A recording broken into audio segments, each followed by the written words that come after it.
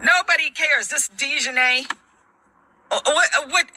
Okay, so you gonna talk about, you got ejected from the game because you clearly hit Sophie Cunningham in the face. We can see the replay. It's very apparent you did it on purpose. You ran after her to hit her in the face. And then you got ejected. Oh, it's just white supremacy. Oh, it's white privilege. No, bitch, it's because you is a hood rat. And you hit that girl in the face on purpose. But you know what? I commend Caitlin Clark. I commend Sophie Cunningham because they keep coming back. They keep coming back. And Sophie got in your face.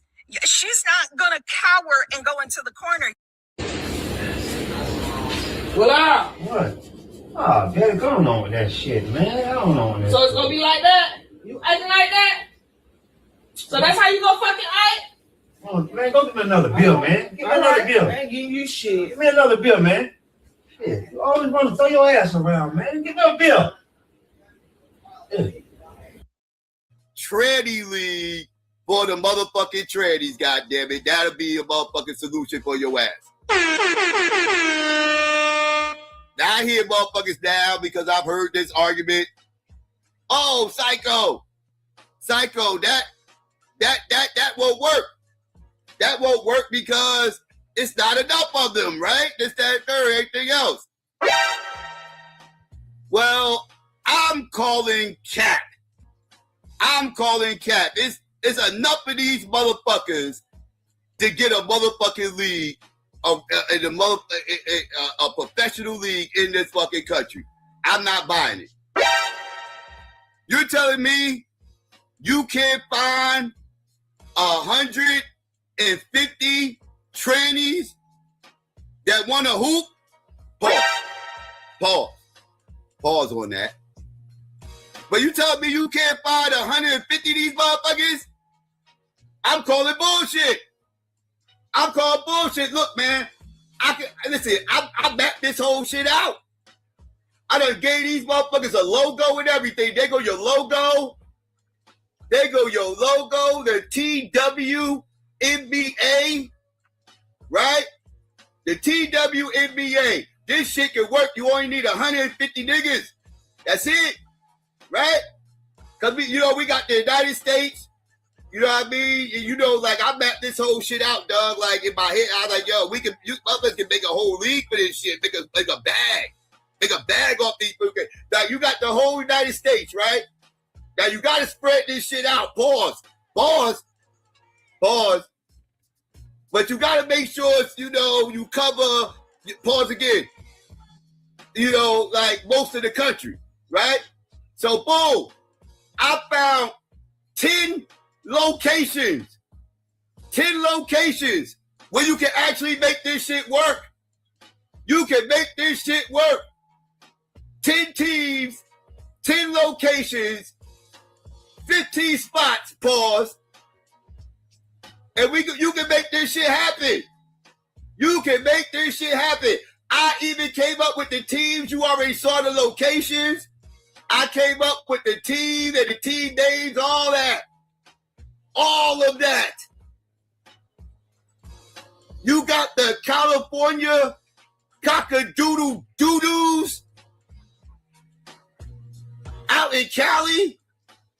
Know what I mean? 15 motherfuckers. You tell me you can't find 15 motherfucking trainees in Cali? You bugging. Know what I mean? And then you got the motherfucking Florida Fudge Packers. The Florida Fudge Packers.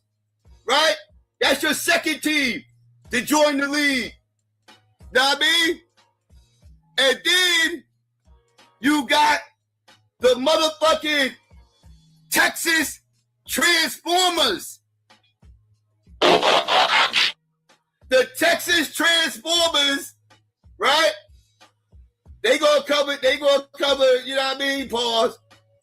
They gonna cover that side of the country. And then we got the motherfucking New York Village people. The New York Village people. You know what I mean? Y'all can make this shit happen, dog. And we can kill all this bullshit. fucking Seattle Seamen. The Seattle Seamen. Know what I mean? Yo, I'm telling you, man, this league can work for these motherfuckers. You got the Utah Brokeback Mountaineers. The Utah Brokeback Mountaineers. I'm just saying. Know what I mean? You got the Chicago Rim Shots.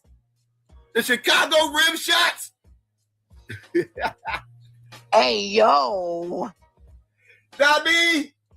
This league can work, man. All you need is 10 teams. That's it, man. I'm telling you. You got the motherfucking Minnesota Manginers. The Minnesota Manginers. Know what I mean? I'm just saying. And y'all already know. We got the motherfucking Atlanta Queens. The Atlanta Queens. I mean, you know, Atlanta got it, you know what I mean? They got a rep. I mean, you got the Atlanta Queens in the building. I mean, all that gear gonna be all over the place. People gonna love it. They're gonna love it. You know what I'm talking about?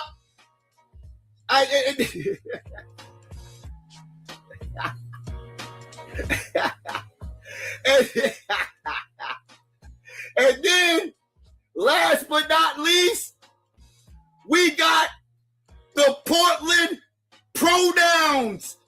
The Portland Pronouns.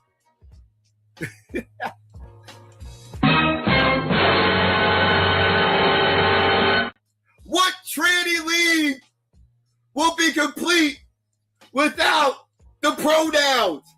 So you got the Portland Pronouns completing the bunch. You know what I mean?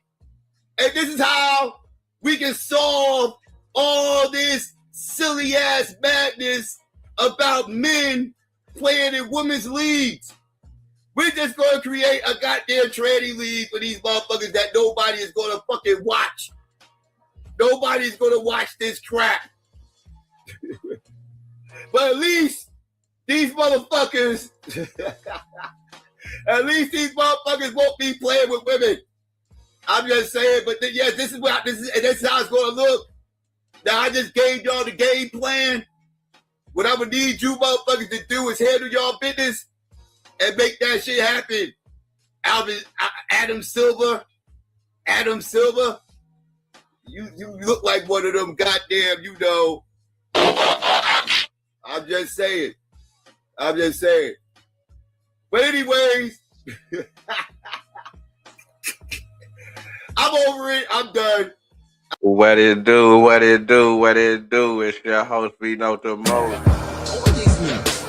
Back for another classic in Vino comments. Make sure that you're pulled up and rolled up. You know I'm glad that you showed up. To comment, like, subscribe, tell a friend, and do it again. About the liberal women, the new ghetto hood rats.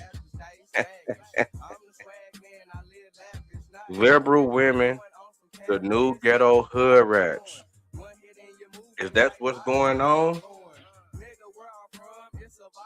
I never thought that I'd see the day where females were women.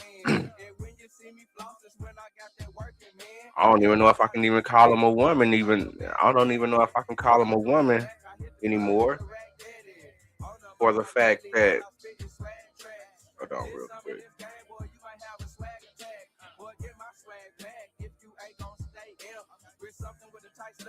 Yeah, for the fact that we got women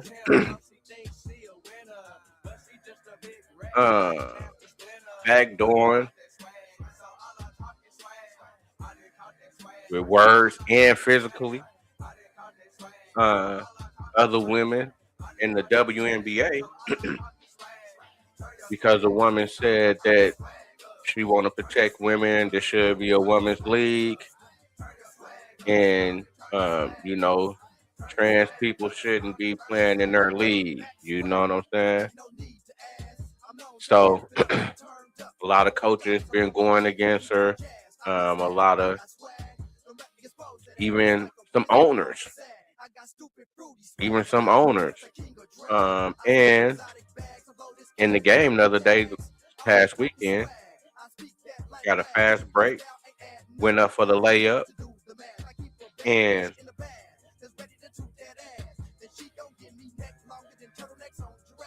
went up for the layup and got put in a chokehold in the air.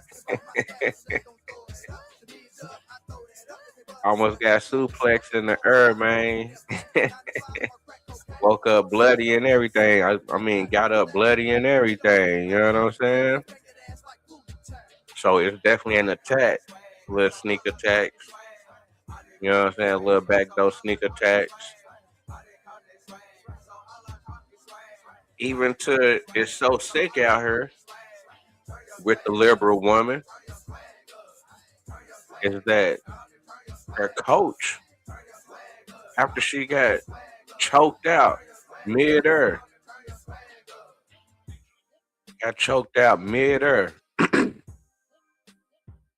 doing a layup, fast break. You know what I'm saying? You know how fast break is, full speed. You know what I'm saying?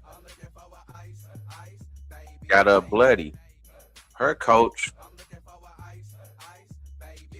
was acting like she was protecting her players, but really was looking out for her old player, the one that she used to coach, which was the player that choked out her new player in her. And she gave her a pat on the back right after the play. Gave her a pat on the back right after the play, and then went to the post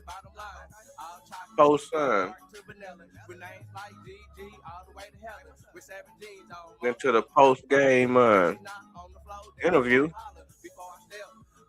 and said and congratulated the girl, not for choking out her player or nothing like that, but she didn't talk down on it. You know, she didn't, paint it in a negative way. You know, she didn't try to correct the situation and protect the player. It was like, hey, that was a bad play. She shouldn't have did that. She probably didn't mean it, but she did do it, and that was a bad play. Now she couldn't say that. She's gonna say, well, this player is a tough player. She ain't gonna let nobody get easy points. Kind of like, like nothing was wrong in that situation. That was just a regular type situation within basketball, which we all know that if anybody else, definitely some black people, they was in the air and got choked out in the air on the layup. I'm talking about where the layup where it's basically open, and the person basically just ran you down to, to get at you. It wasn't even about blocking the shot. It was just about getting at you, making contact with you. You know what I'm saying? The fast break was wide open. It was a rush to get right there to make contact, not block the ball. So, you know what I'm saying? So people say, yeah, that's just basketball. Whoop, whoop, whoop. You know what I'm saying? A little white girl got hit hard. Whoop, whoop, whoop. It ain't even about it's the white girl. It's about women fighting women because other women is speaking up for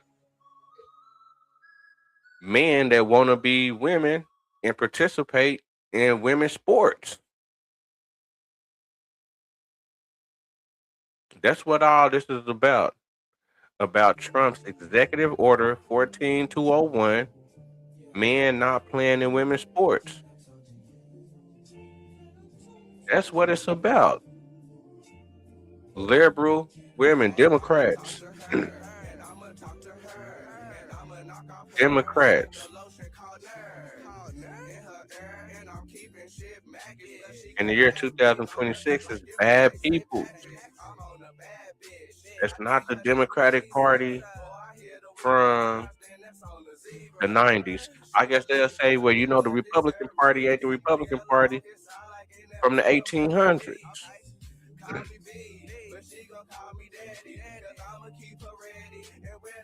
I guess that's the politics that OG Psycho be talking about. But in this day and age, 2026, who is talking the most common sense is the Republicans, is MAGA, particularly MAGA. Shout out to the president Donald Trump, man. You know what I'm saying? Making America great again. Yeah, that's what time we on. That's what time we on over here. You know what I'm saying? Making America great again.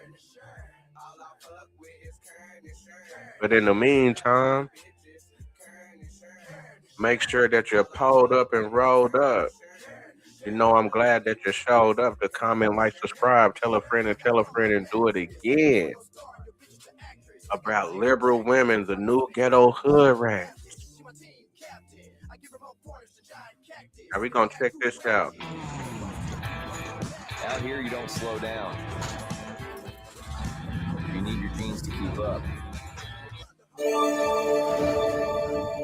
I'm national correspondent Kayla Gaskins in Washington. The national debate over transgender athletes is once again taking center stage, this time involving a high-profile WNBA player who says her concern is fairness and safety, not politics.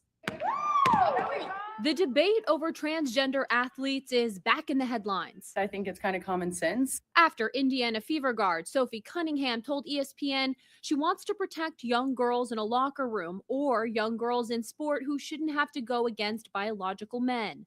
Cunningham doubled down when asked again by reporters on Wednesday. When it comes just to protecting young girls in sport and women in sport, I feel very strongly about that. Clarifying she's not trying to target transgender people. I think there is room for absolutely everyone here, and I think there's room to love everyone. I have never once said I hated the trans community. Her comments sparking headlines such as these, with critics on the left piling on, calling for Cunningham to be suspended, labeling her as blatantly transphobic, and accusing her of standing for the worst of the worst in this country. I want to applaud Sophie Cunningham for being brave to say such.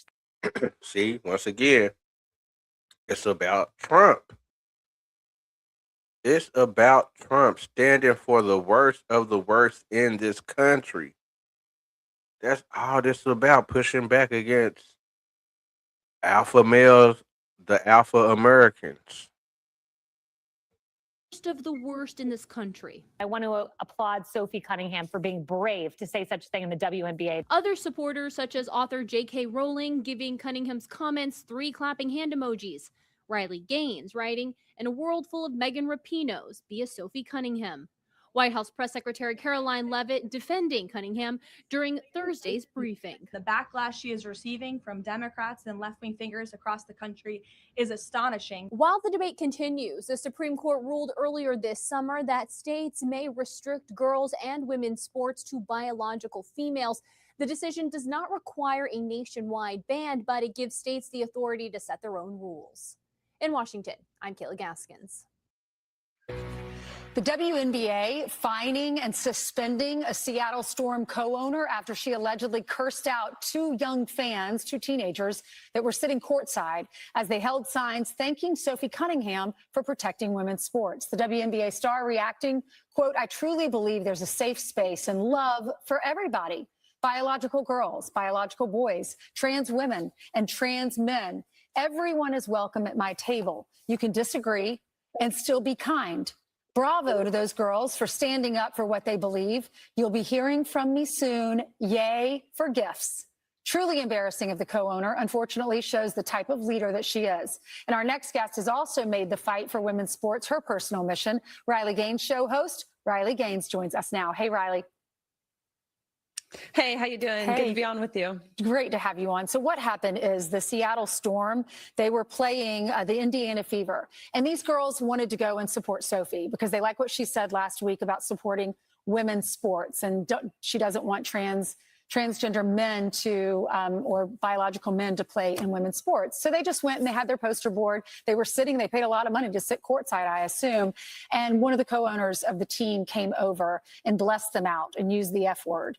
And so she was suspended. What was your reaction to this? Well, it's important to know who these girls are and, of course, the setting of where this game took place. It happened in Seattle, the state of Washington. These girls are 16-year-old girls. They're in high school. One of the girls, her name is Annalie Wilson. She's a 16-year-old runner from Washington State who has taken a stand. Why has she taken a stand? Because she has had to live these policies. Actually, Annalie, she placed second at, I believe it was the Kashmir Junior Olympics regional track meet in the 1600. She lost to a boy. Since then, she's had to find herself standing up before school boards to her peers and to classmates and to teachers and to adults. What she told me was that Sophie's courage has inspired a generation of young athletes. She says that it is such a relief now to know that someone, especially when it comes from a professional female athlete, has their back. And now here she is, as you said, supporting Sophie, and she's being heckled by grown men and grown women, which now to the left, that's considered progressive. It's just sad that young girls, 16-year-old girls, have to be the adults in the room. Yeah. You know, the young lady, one of the girls that you're talking about, the athlete. We is sick in the head. I told you that we sick in the head. America is sick in the head.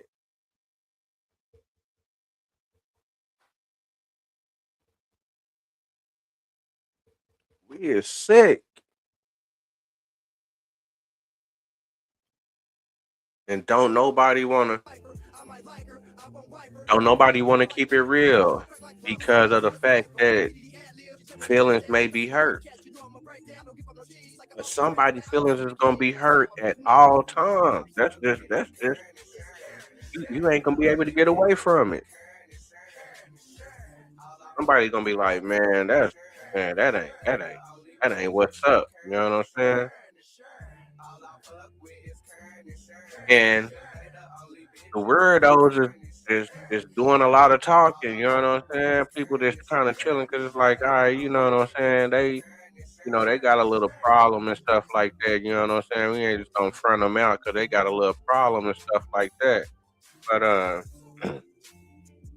it's kind of getting overwhelming when it's affecting reality.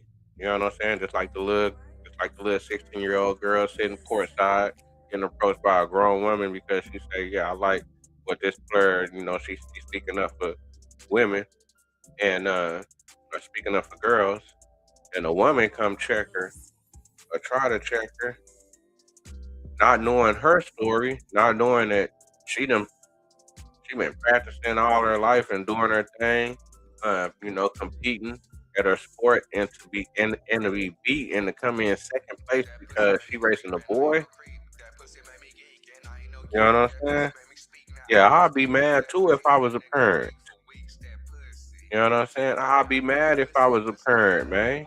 You know what I'm saying? This ain't right, man. It don't even make you want to participate because it's evil. The trans people is evil if they want to participate. If men want to participate in women's sports, they're evil because they're taking advantage of the weaker. They can't get around that. They're taking advantage. That's evil. And it's people promoting evil within our society that's supposed to be like, this supposed to be standard. Trying to shake the standards like 1 + 1 ain't 2. You know what I'm saying? Trying to say it's 4. Shaking the standards, changing the whole game up. You know what I'm saying?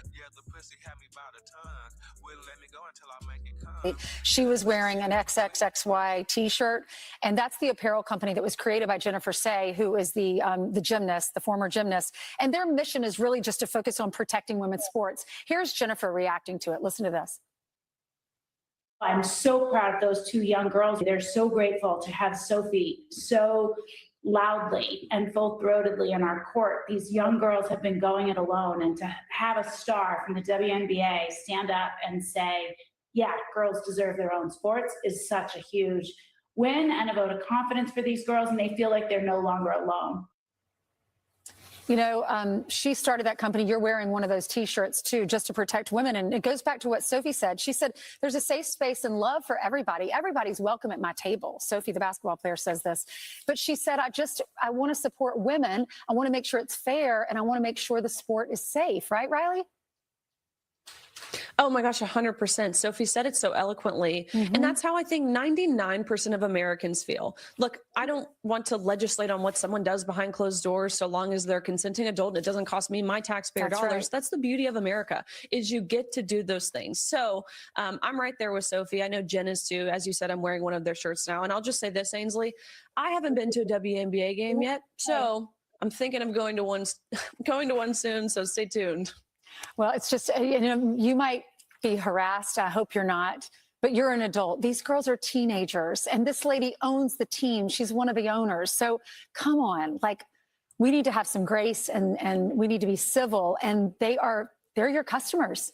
So don't bless them out. Everyone's allowed to have their opinion. Thank you so much, Riley. I do want to read that the team's majority owner, her name is Jenny Gilder, issued an apology. She says, we are aware one of our co-owners made comments to two fans in attendance at last night's game. We apologize that this happened. Everyone who attends a Storm game deserves to feel welcome, and we remain committed to creating an inclusive environment where every fan is treated with respect. Be sure to like and subscribe for all the Fox News latest on YouTube and catch full shows streaming now on Fox One.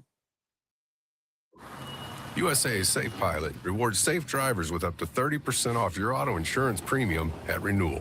We came out of Seattle, and where Storm minority owner Celeste Keaton was suspended 5 home games after confronting 2 teenage fans during a game.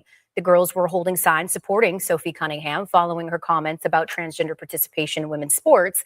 And the WNBA ruled that the interaction violated its fan code of conduct, the Storm issuing an apology for the incident afterwards. Sophie, without sort of revisiting the actual issue that brought us to this point, I would just love if to get your... So they had to do an interview after this. You know what I'm saying? This is one of the hottest topics right after.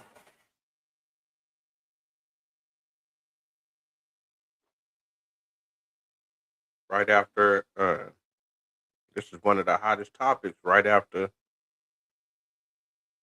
Nolan Wells.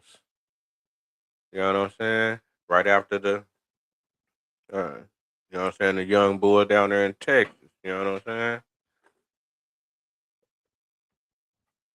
saying? This is a hot topic in America. Been a hot topic.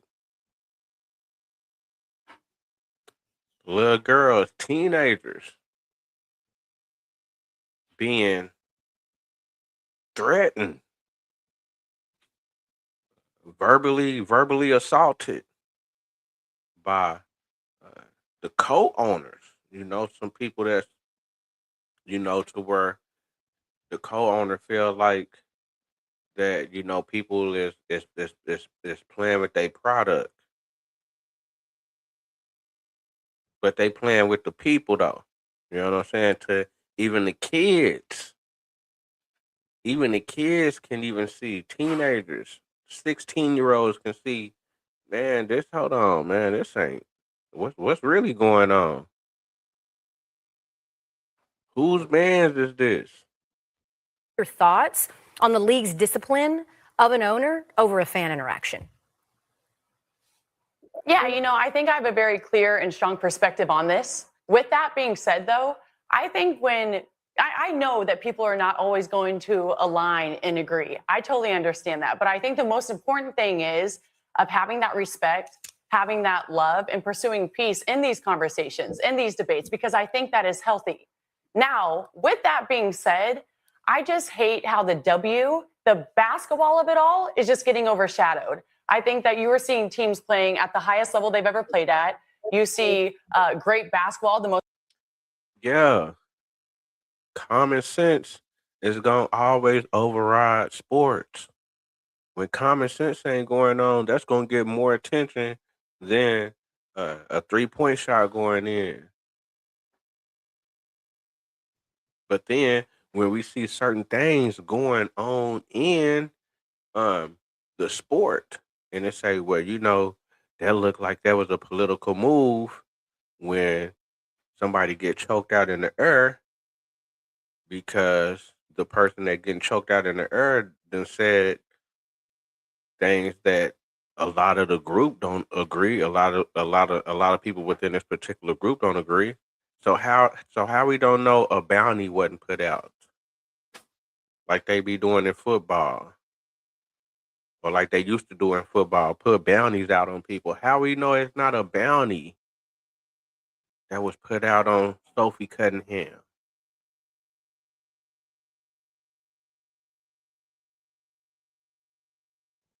So then we say, hold on, that's a political move because she been a political figure for these last couple of months or weeks within this particular topic.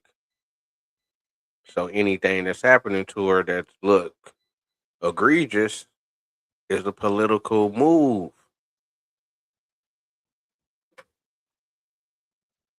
Most elite level basketball this league has ever seen.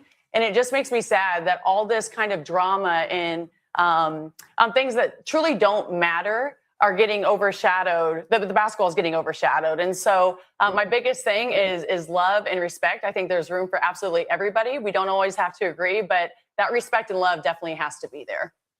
Look, guys, I think whenever it comes to any divisive issues, you're always going to have some emotions involved. But at the end of the day, when you're in a leadership position, you're held to a higher standard, whether you're a player, a coach, an owner. You have to understand that. And we played college basketball. Right. I think we're always told, like, beginning of the season, you're representing something bigger than yourself. And I think that's something that has to be kept in mind when it comes to issues. Right. Yeah, I want to ask you that, though, Meek, because, you're ROG and you have seen the evolution of this league and every era of it. This is not the only divisive issue that's ever going to enter the WNBA sphere. And I'm wondering how the league and how its players handle these issues as they come up. I think it starts with the locker room. You got to keep the locker room together. I played on teams where I may not have agreed with my teammates, their beliefs or politics or something, but at the end of the day, it's coming together, working towards a common goal. And that's where respect, plays a big key, a big role. I think there's one thing that we can all agree. And Sophie, did you have a comment? I do, because I couldn't agree with you more. I think that, when you get a whole bunch of women together, when are we ever going to agree on one thing? Probably never. But I do think that when you can come and have these conversations, it is so healthy. And the W, we pride ourselves on being inclusive and being full of diversity. And I think this is just one of those things. But I do think that when we can all protect that locker room and come together and have those conversations in a healthy way, we are just going to be and set the standard for these types of things in the world. Yeah, I think the common ground that everybody feels is that it should send. So it looked like they was agreeing. To try to come to a common ground. Now they ain't put out a statement of what that common ground is, on if that common ground is, men can play in the WNBA that consider themselves women, or these men can't play even though they consider themselves women because of the fact that they're men. Now, what's the common ground on that? They still ain't came out with a statement yet. I don't think so. It's August 13th, 2026, 8:33 Central Time, and I don't think they came with it yet. And it almost been a week. It almost been a week. So now, this was before the latest and greatest news that happened as far as the political move of her getting choked out in the air doing a layup. Enter basketball and just be about the incredible play that we've seen and that we're about to see, baby, because it's a doubleheader. Did you see, by the way, John?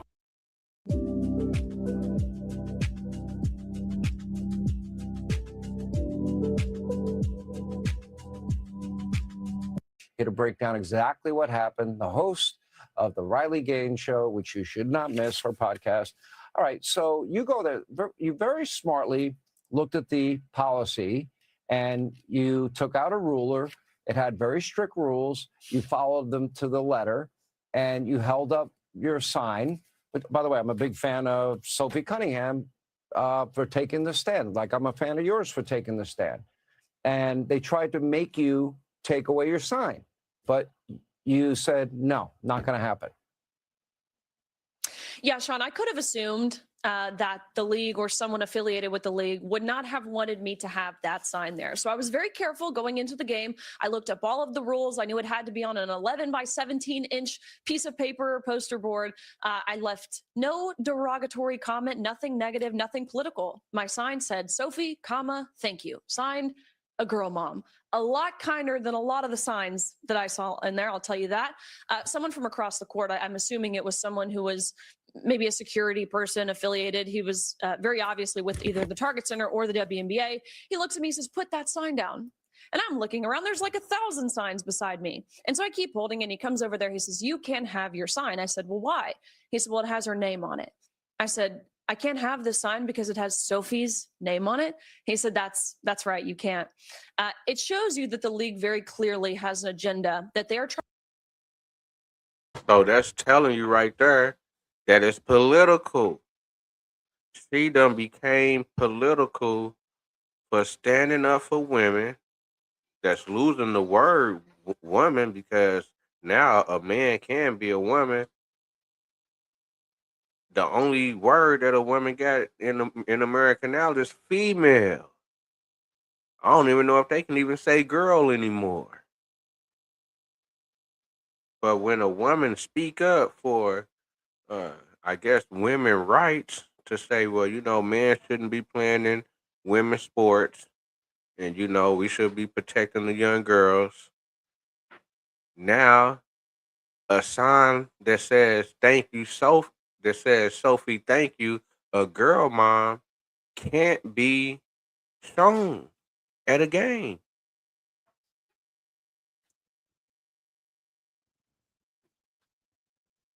People, uh, it's so many, there's so many, there's so many signs at the game where family had their kids' name on the sign, a picture, a jersey,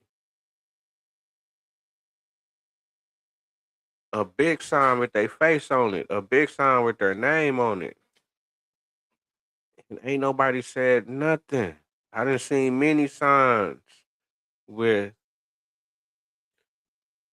basketball players or football players' name on the sign at the game. So because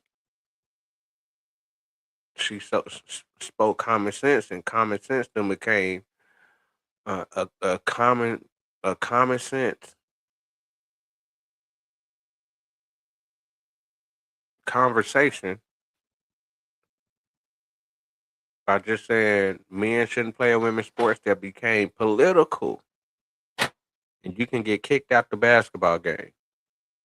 Trying to purport that is not representative of reality at all.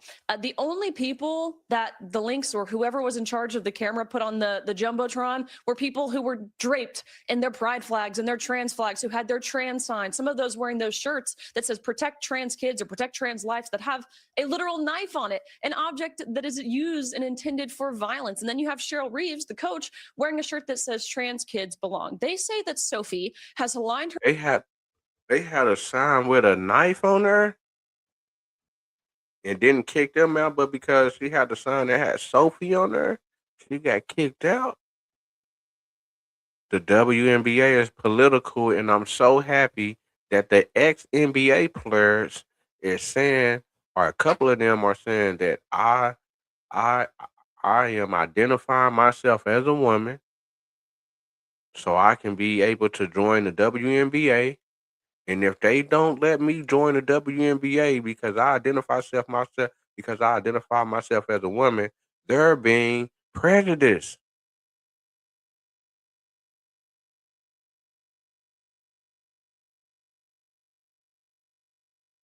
They say that the WNBA put out a statement saying that any woman can join the WNBA, but didn't define what a woman was.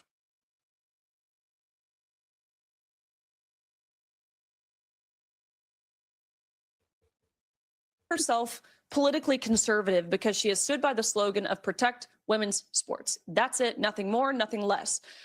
If protect women's sports is deemed political, like they say, then so is trans kids belong. The league often says they have a problem with people like Sophie bringing politics into sports. The league doesn't have a problem with politics in sports. They have a problem with conservative politics in sports. And I will tell you, Sean, every time Sophie was on the court, every time she was subbed in, every time she threw up the ball, she was booed by the entire stadium virtually, bar me and Jen Say, who is sitting next to me, owner of XXXY Athletics. They're trying to do to her what they've done to people like me, what they do to people like you. They call you reprehensible, totally inaccurate things like racist. And I think that's at best. And they use violence against you at worst. But I will tell you that Sophie is absolutely unshakable. She is unwavering, and that makes her uncancelable. And that sort of confidence and courage that she exudes is certainly contagious. Well, it's not going to go over well in the country. I would go back to the Dylan Mulvaney and Bud Light controversy. Going woke makes you go broke. I am impressed with Sophie and what she's doing. I'm not too impressed with the coach Cheryl Reeves and her comments and her shirt. Trans kids belong. Okay. Nobody's talking about going after kids. However, we are talking about protecting girls' sports. And you lived through this, and that is biological men in the locker room and competing against them. Very different scenario. So you lived it yourself. I was a little disappointed, too, and I want your thoughts on Caitlin Clark. I mean, I've always been a fan of hers. I feel like she's been unfairly targeted in the league. The flagrant fouls have been many, and I think it needs to end. And you have the two of the biggest stars in the league, you know, Caitlin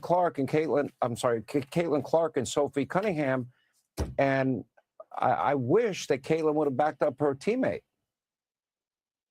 I know, I do too. But I will say, Sean, honestly, I kind of get why she doesn't. Hear me out. Again, just being there in that stadium and the treatment that they gave Sophie, whether it's Lynx fans, whether it's the league itself, whether it's the coach of the opposing team who had choice words for her prior to the game, it would be really hard. When Caitlin Clark, as you said, she's already been subjected to direct and repeated targeted violence on the court. It's not defended at all by the league. So to put herself in a position and give them more ammo against her, honestly, I kind of understand where she was coming from. And I think it's safe to assume what she thinks. I don't want to speak for her. Of course, I'm not going to volunteer her for this position. But I think when someone doesn't outwardly say that they think trans women are women, I think it's safe to assume that they believe that women's sports should only be for women. Yet, I think there's a level of fear, even still, that Caitlin Clark probably possesses that keeps her hesitant in saying that outright. Look, I think you're being very gracious. It's hard to tell people to take a political stand, but it is your teammate. You know, the irony is this would be good for the league. These are two of the biggest stars in the league. If people are going to show up and boo them, they're all hurting themselves. Last word. Yeah, well, when the WNBA subsidizes everything from the NBA, they don't care about being a marketable or profitable league. They're hell-bent, it seems, Sean, on just folding on itself. Yeah. All right, Riley Gaines, thank you. All right, thanks for watching. Check out my new podcast, Hanging Out with Me, Sean Hannity. The big interviews, the debates you won't get anywhere else. Like and subscribe for new episodes every Tuesday and Thursday. No way. Wemby rookie card. Gem Mint. This is Max Out. He's a credit wrecker. He maxes out on little treats when he could try setting boundaries. Bring in Jamel Hill, contributing writer to The Atlantic and co-host of the Flagrant and Funny podcast, and it's a good one. Jamel, good to see you. I mean, you actually think Caitlin Clark's response was reasonable. Explain why. Yeah, it was reasonable because if she does not want to be involved and she just wants to focus on basketball, it's her right to do that. I understand that she's the most popular player in the league and that people are looking for somebody who is 23 or 24 years old to be a spokesperson on everything. But I actually have a sincere appreciation for athletes who understand when they're out of their depth and there's things that they don't want to speak about. She's not required to do that. And now, how can Jamel say that she is out of her depth by not speaking about transgender transgender athletes. A transgender is a man that think he's a woman. How, like, so because people are not acknowledging them as women, we are not educated enough. We're not read up on the studies enough to say that's still a man. Like, we messed up for saying that's still a man, but that's common sense. That's the reality. And in today's age, and in today's day, this is really a topic. This is really a debate on if you're educated enough to understand what a man and what a woman is, or what a girl or what a boy is, or what a male and what a female is. It's almost getting ridiculous. Like when people told me I can't tell they uh, that I can't say who is black and who ain't black, and who is white and who ain't white. The reality to me is that it exposes the people, it exposes the hypocrisy of the people who are calling her a coward. It's funny they're putting this pressure on her to say something, because wasn't this the same crowd, you know, correct me if I'm wrong, Laura, who also stood firmly behind shut up and dribble? Or does that only apply to the black people? Like, let me know. And now all of a sudden that it's an issue. What do you mean the same crowd as shut up and dribble? What did you talk? What did that have to do with transgender? Like that? See, that's them straw man arguments that people try to put in the argument to try to make their argument get a little bit more hyped up, but it don't mean nothing to the topic that they care about, which, by the way, let's just talk about that for a minute. They've won. I don't know what they're still complaining about. 29 states have banned K through 12 participation by trans girls in sports. It is trans girls and women are no longer allowed to participate in the in sports in the NCAA. They can't compete at the Olympic level. What will it take them to leave this community alone? That's what I want to know. What will satisfy you from continuing to demonize and dehumanize a population that is roughly 1%? What's it going to take for you to get off the back of a community where, by last count, according to the NCAA president, there are 10 trans athletes who were in college out of 500,000 athletes? What will it take for you to shut up and leave this community alone?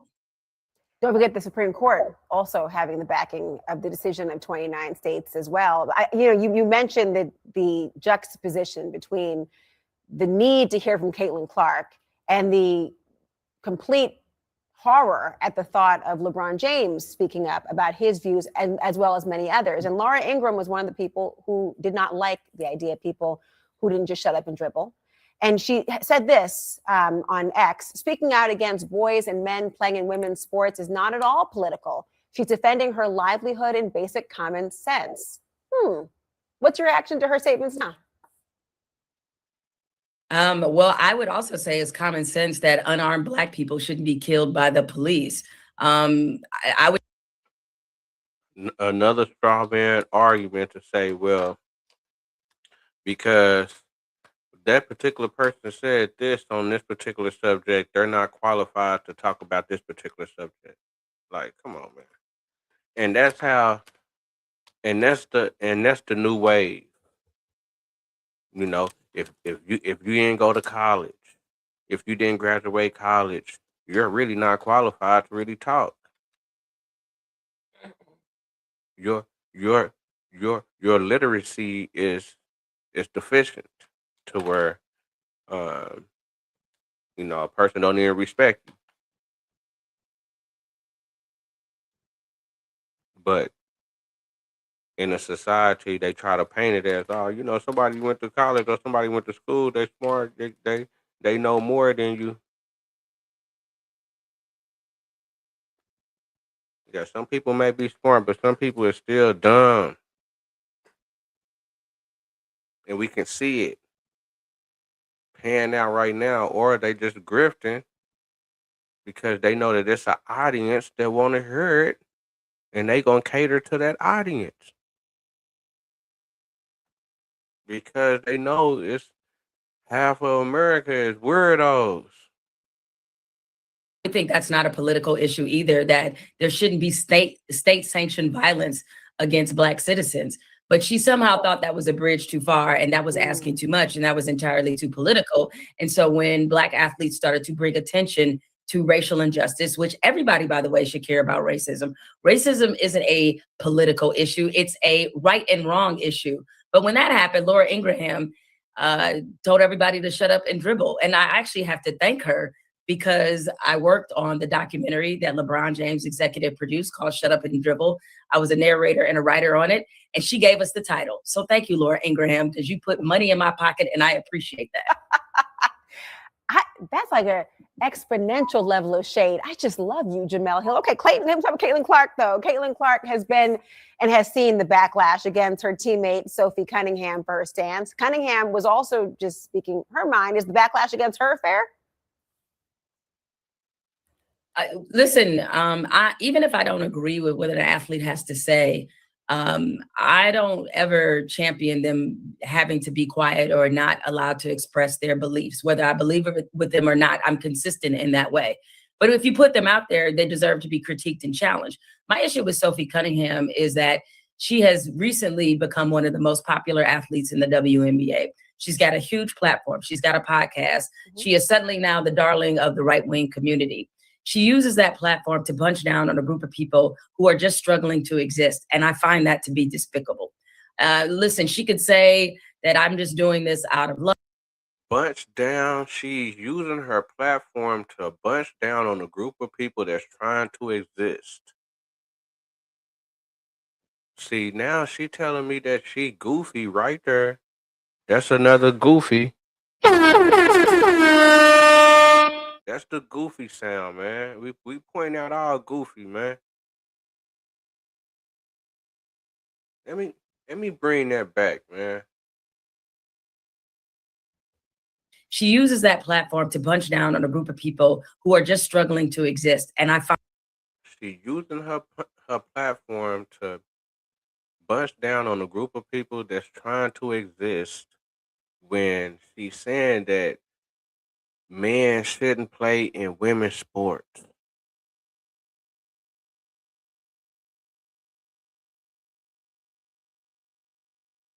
Like, this is common sense, and for a person to say that is deemed as the devil now, as evil, when the trans people is the evil people.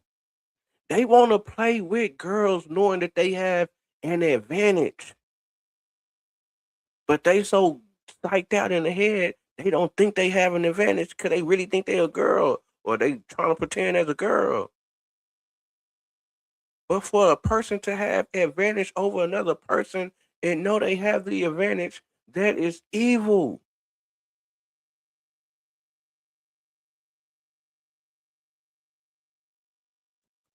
And you got women that's arguing on the side of evil and saying, I'm educated.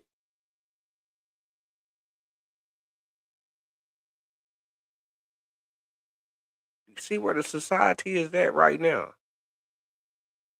This is what's going on. We're going to keep looking at it. Find that to be despicable.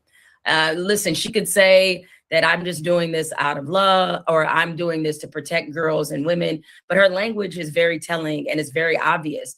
She wanted to make sure that she left you with the most stark and demonizing image possible. Young, defenseless girls, big hulking men in the locker rooms taking advantage of women in sports. And she should know, as a female athlete, I would love to hear her thoughts on whether or not in her career, did she think it was trans women that were holding her back, or did she think it was funding lack of opportunity and investment? Because I would guess it was those things and not anything to do with trans girls or women. And considering, by the way, that she's been able to gain this popularity and this platform. To me, it's just really shameful that she hasn't used it more responsibly. I get it. Ain't nobody saying that a trans man and a trans woman can't be a trans man and a trans woman. The people are saying that a trans man should not be able to participate with women. A trans boy should not be able to go against my daughter. I would be highly upset if I went to a competition and with me being played sports all my life against boys from other states and other cities trying to be the best, and for me to accept that a boy is going against a girl and they gonna acknowledge that it's a fair competition, and just act like because this boy said that in his mind that he's saying he a girl, I have to accept him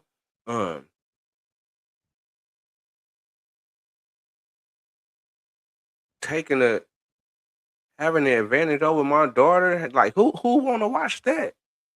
Who wanna watch their daughter compete against a boy thinking that she gonna beat the boy? Who wanna watch a unfair fight? Who wanna watch that? You wanna see your kids compete against other kids that's there, that's a girl or that's a boy, and see who is the best between the girls and see who the best between the boys. Why do my daughter have to be subject to your kid's mental disorder? Because your kid is telling you that I'm gonna kill myself if other kids don't start calling me a girl, and you know your kid is a son, and now you going to the school and said if y'all don't call my son a girl, y'all is wrong and we're gonna sue y'all.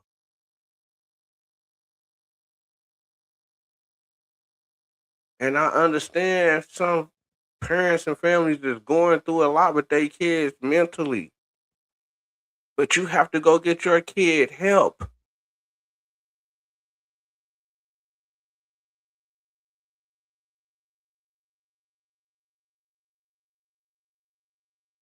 Not let the girl suffer because your son is suffering.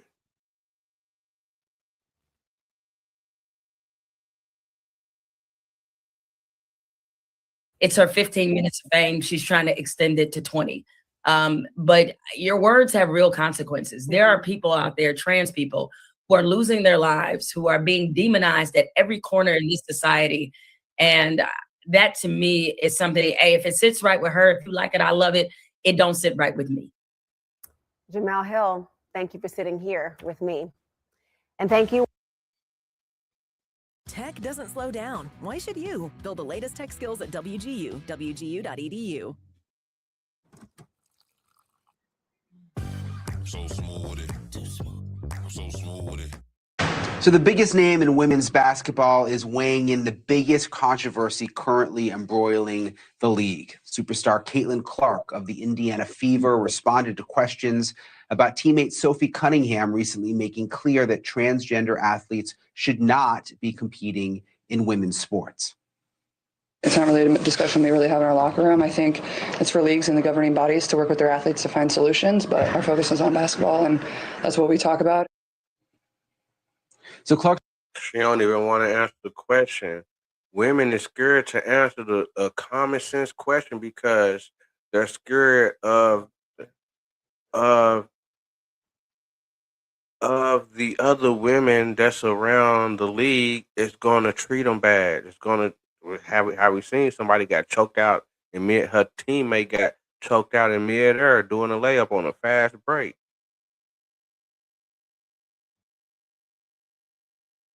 because she spoke against what liberal women are talking about.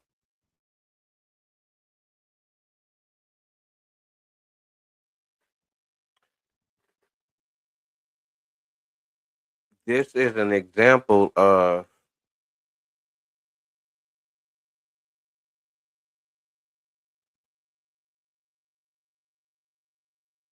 eventually the politics in America is going to be men against women.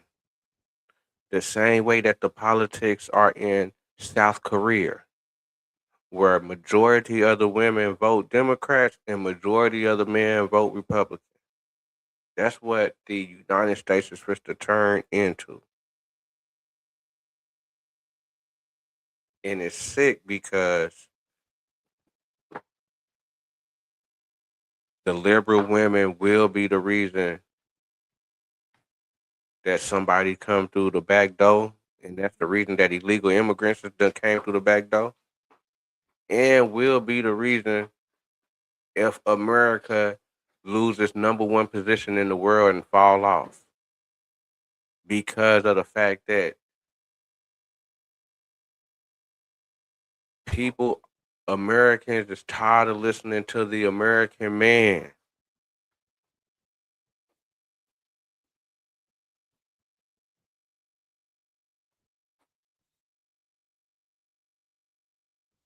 The American man have failed.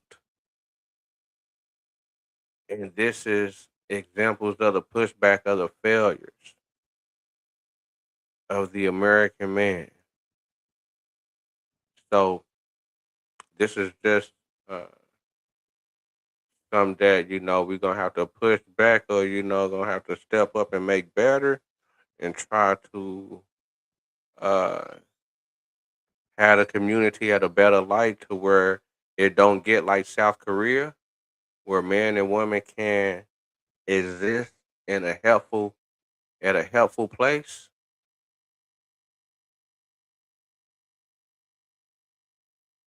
Or we're going to continue to see movies that say Superman is the new woman.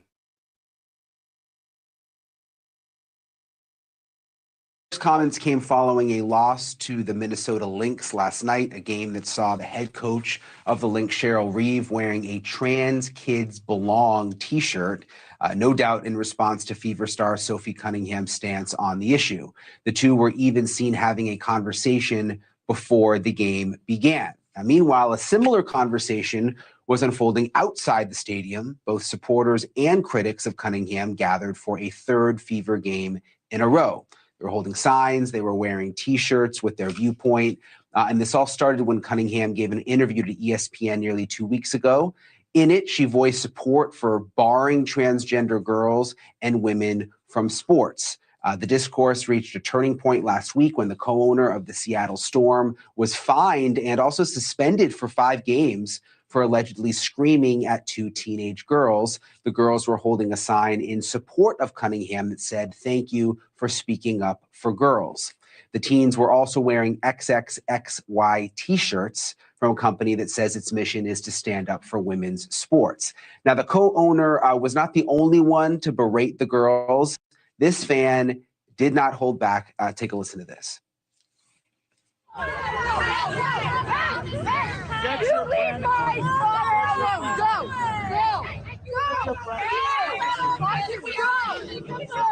She's a minor. Get up! Security! Garbage! Take the shots out! Take the shots out!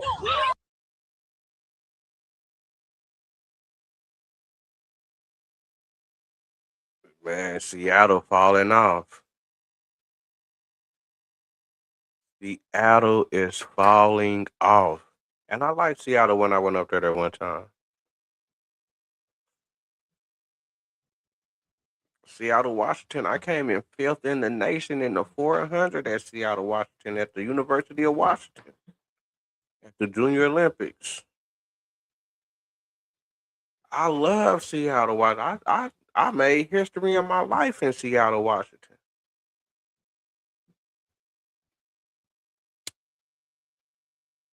I was one of the first young black men from Oklahoma City to place that high at a Junior Olympics. I was in the Black Chronicle newspaper.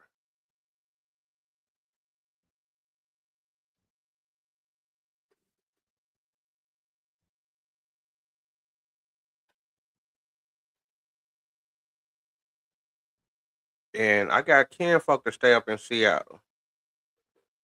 You know what I'm saying?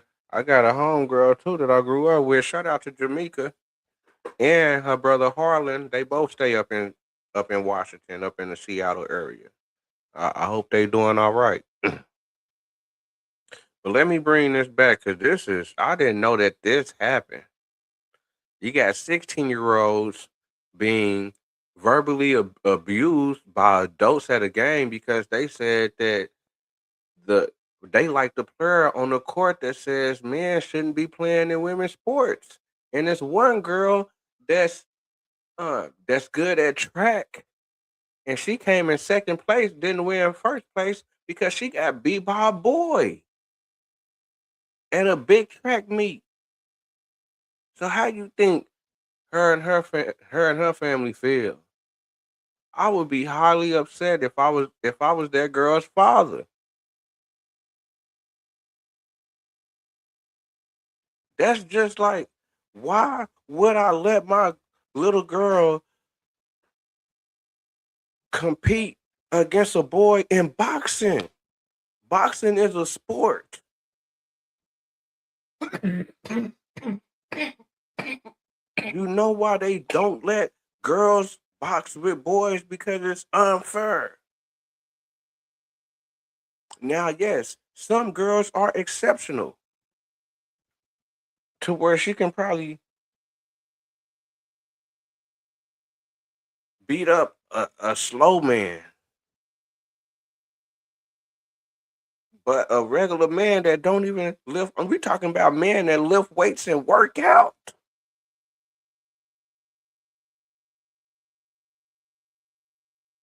She has no chance.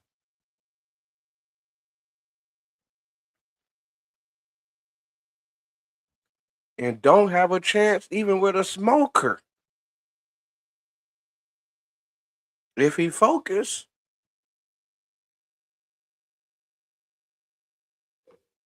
Come on, man. Who putting their daughter in danger like that? Who do that?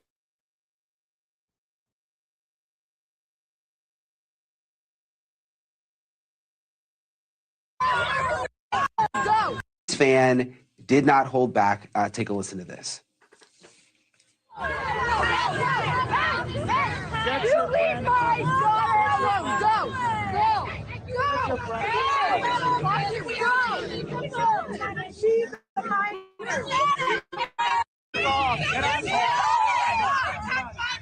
Get up. Garbage. Take the shots out. Take the shots out. So for those saying the players should just play, it is worth noting the WNBA has a long history of political activism. In 2020, players wore T-shirts that said Black Lives Matter on the front and say her name on the back, referencing the murder of Breonna Taylor. The league also put the phrase on the actual basketball courts.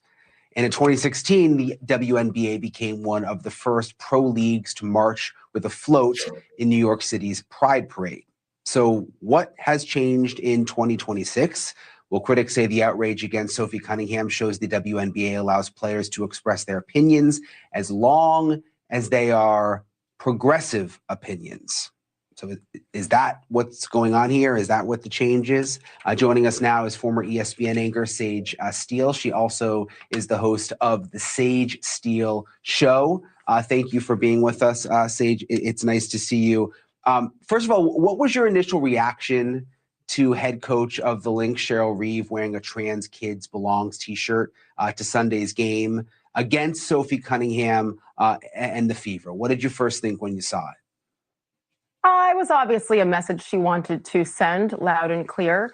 And then I laughed. The reason I laughed is because it has nothing to do with trans kids. We are talking about men, grown men, saying that they're women who potentially, in the WNBA case, want to play in the WNBA. Right now, that hasn't happened yet, Brian. We're talking about how it is happening, though, throughout many other sports and many other levels. So we're trying to almost weaponize the word kid and children to, dig deep on the feelings of people instead of the facts, which are what? The science behind this, that men and women are different. And you can call yourself a woman, you can call yourself a cat, call yourself whatever you want, but the facts are what? Trans women are men. And the W in WNBA stands for women. So I just hate it when words like that are weaponized. And Sophie Cunningham made it very, very clear from day one, when, by the way, she didn't bring this up. She was asked by an ESPN reporter about this topic, and she answered. And then as the controversy brewed, she went on Twitter and said the same thing, which is, I am not trying to exclude anyone. Everybody is welcome at my table, but this is the WNBA, and I think it is incredible that she is the only current professional athlete on the women's side, certainly here in North America, of the major sports, that has chosen to state the obvious, that women's sports are for women.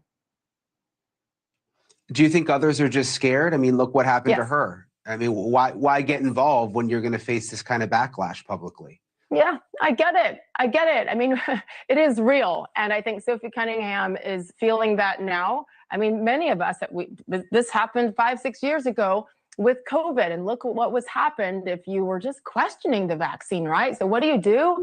You just stay quiet and you just don't talk about it. The problem is that This is the same playbook. This is the same organizations. This is the same group.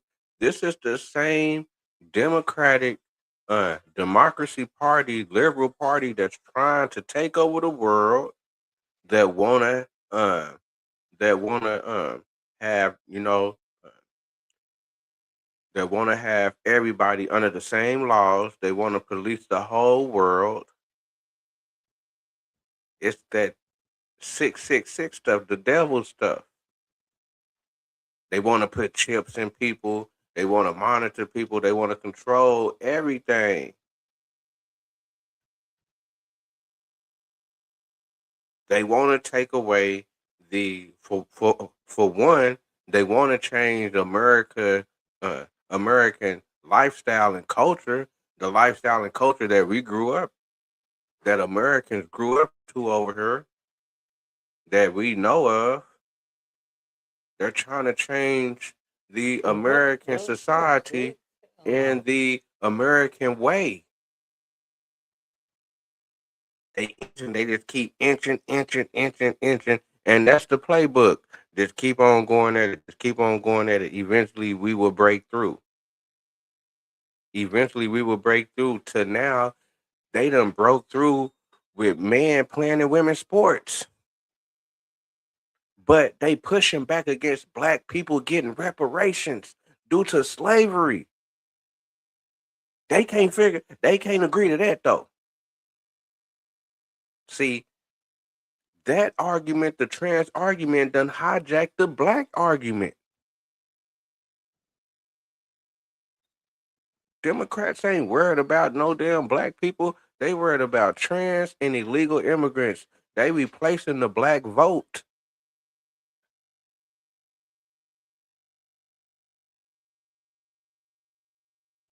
They done put black people on the front line for too long.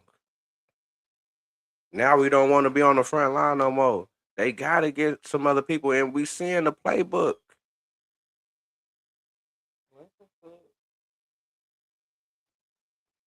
too many people in this instance have chosen to stay quiet when this isn't even about an opinion, really. I mean, this comes down to the facts that women and men are biologically different. This has never been debated in the history of the world, and all of a sudden it is. I understand, Brian. I understand the fear. I understand why people go silent. But the question is, to what end? What is your line? We have 53, 54 years of women who had fought for Title IX. And isn't it fascinating now that all the women that benefited from Title IX, past athletes, present athletes, are now quiet when it comes to protecting the young women who want to be them when they grow up. So the hypocrisy in this is thick. Gosh, we need to commend Sophie because it is scary. And she has continued to stand for truth. There are people on her team that disagree with her, who won't even back her publicly, maybe privately, but not publicly, including her head coach, when every single person knows that there is a difference. And I'll end on this. I'm sorry, obviously this is a passionate topic for me. Cheryl Reeve, the Lynx head coach who wore the Trans Kids Belong t-shirt yesterday, she is also on record very recently talking about how angry it makes her when men are taking over head coaching roles in the WNBA. So it's okay in certain areas, but not for head coaches, because that might directly affect her. Again, like the hypocrisy is thick and the irony with that inconsistency is something that we should not ignore. Yeah, it's interesting that all of this is, I'm just looking at her t-shirt and it's like you just go to watch the basketball game and there's a lot of distractions happening right now. Sage Steele, I really appreciate you for joining us. Thank you so much. Thanks for having me. Thank you for watching. Subscribe below and download our News Nation app right now on your phone, and you will get fact-based, unbiased news for all Americans.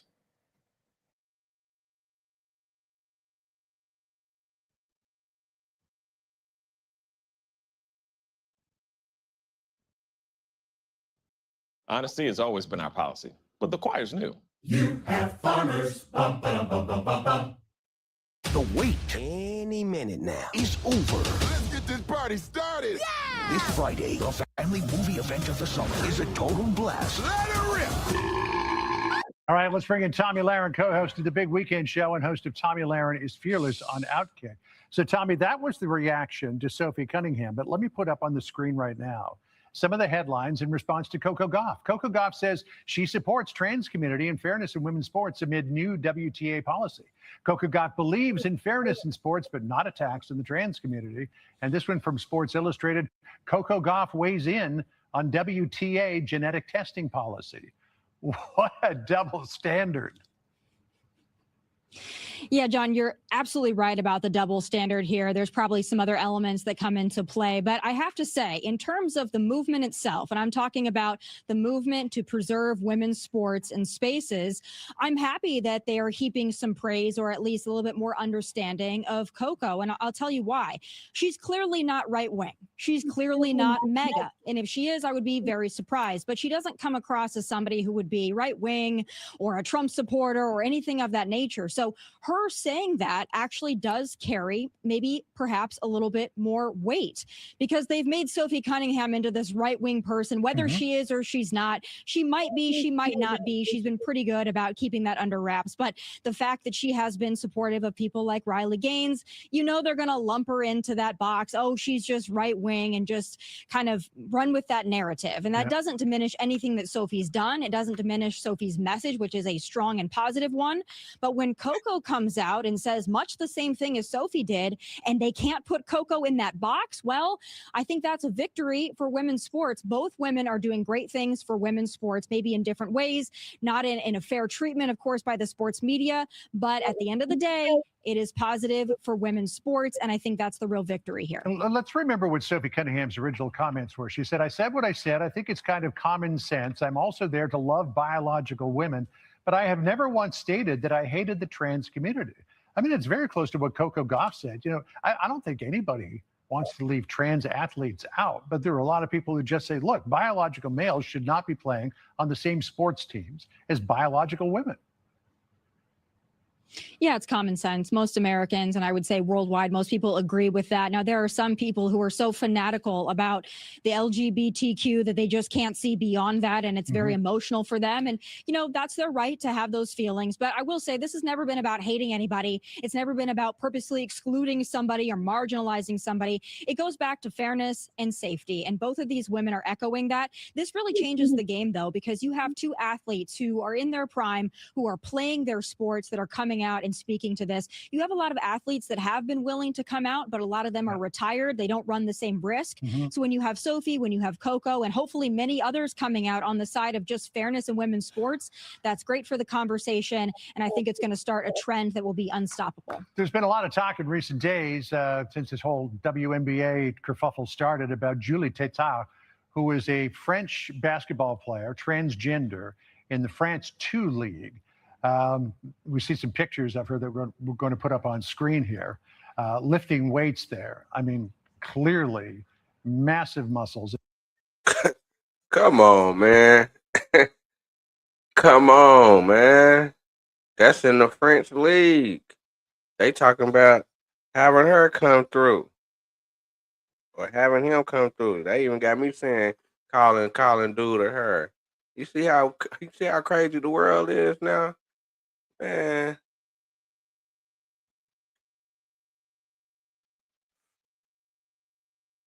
Come on, man. A female cannot compete against I mean, yeah, they can compete, but it's unfair. This dude is evil going against women. And he averaged 21 points and 20 rebounds playing against women. A career high 30 rebounds in one game. He ain't even beat Wilt Chamberlain. He can't even beat Wilt Chamberlain records.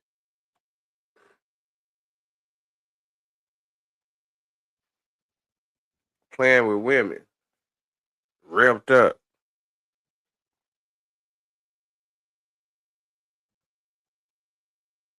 Man, the coldest 15-year-olds in Oklahoma would kill the WNBA teams.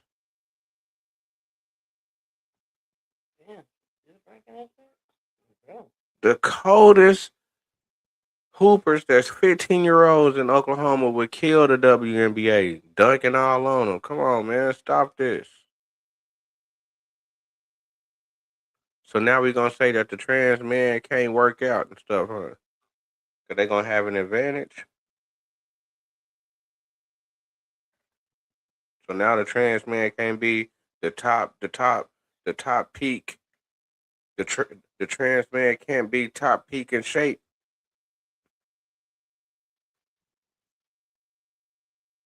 It's crazy. Lifting weights there. I mean, come on, man. Look at that, man. Look at this.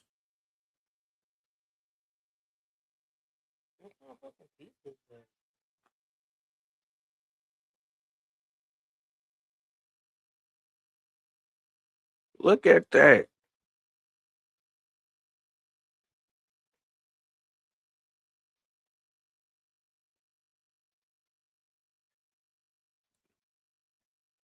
This reminds me of Jim Curry when he played in.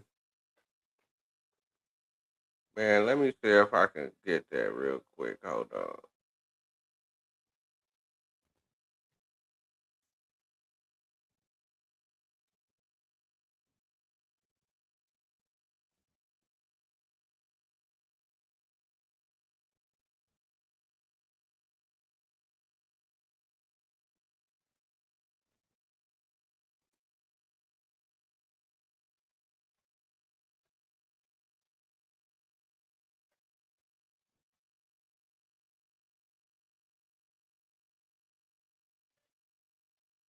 This is what this remind me of right here.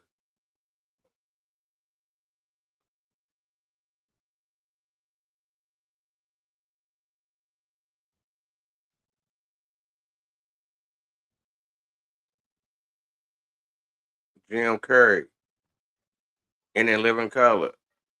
Buff, beautiful, and you see it?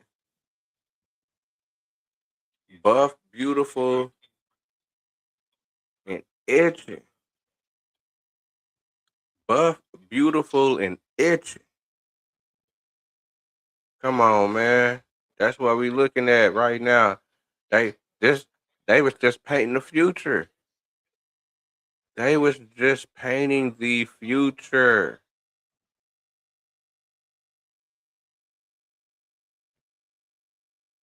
That's what this is right here.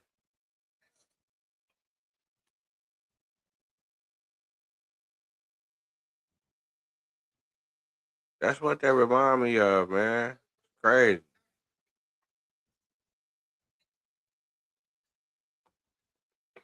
Clearly massive muscles and in unbelievable shape.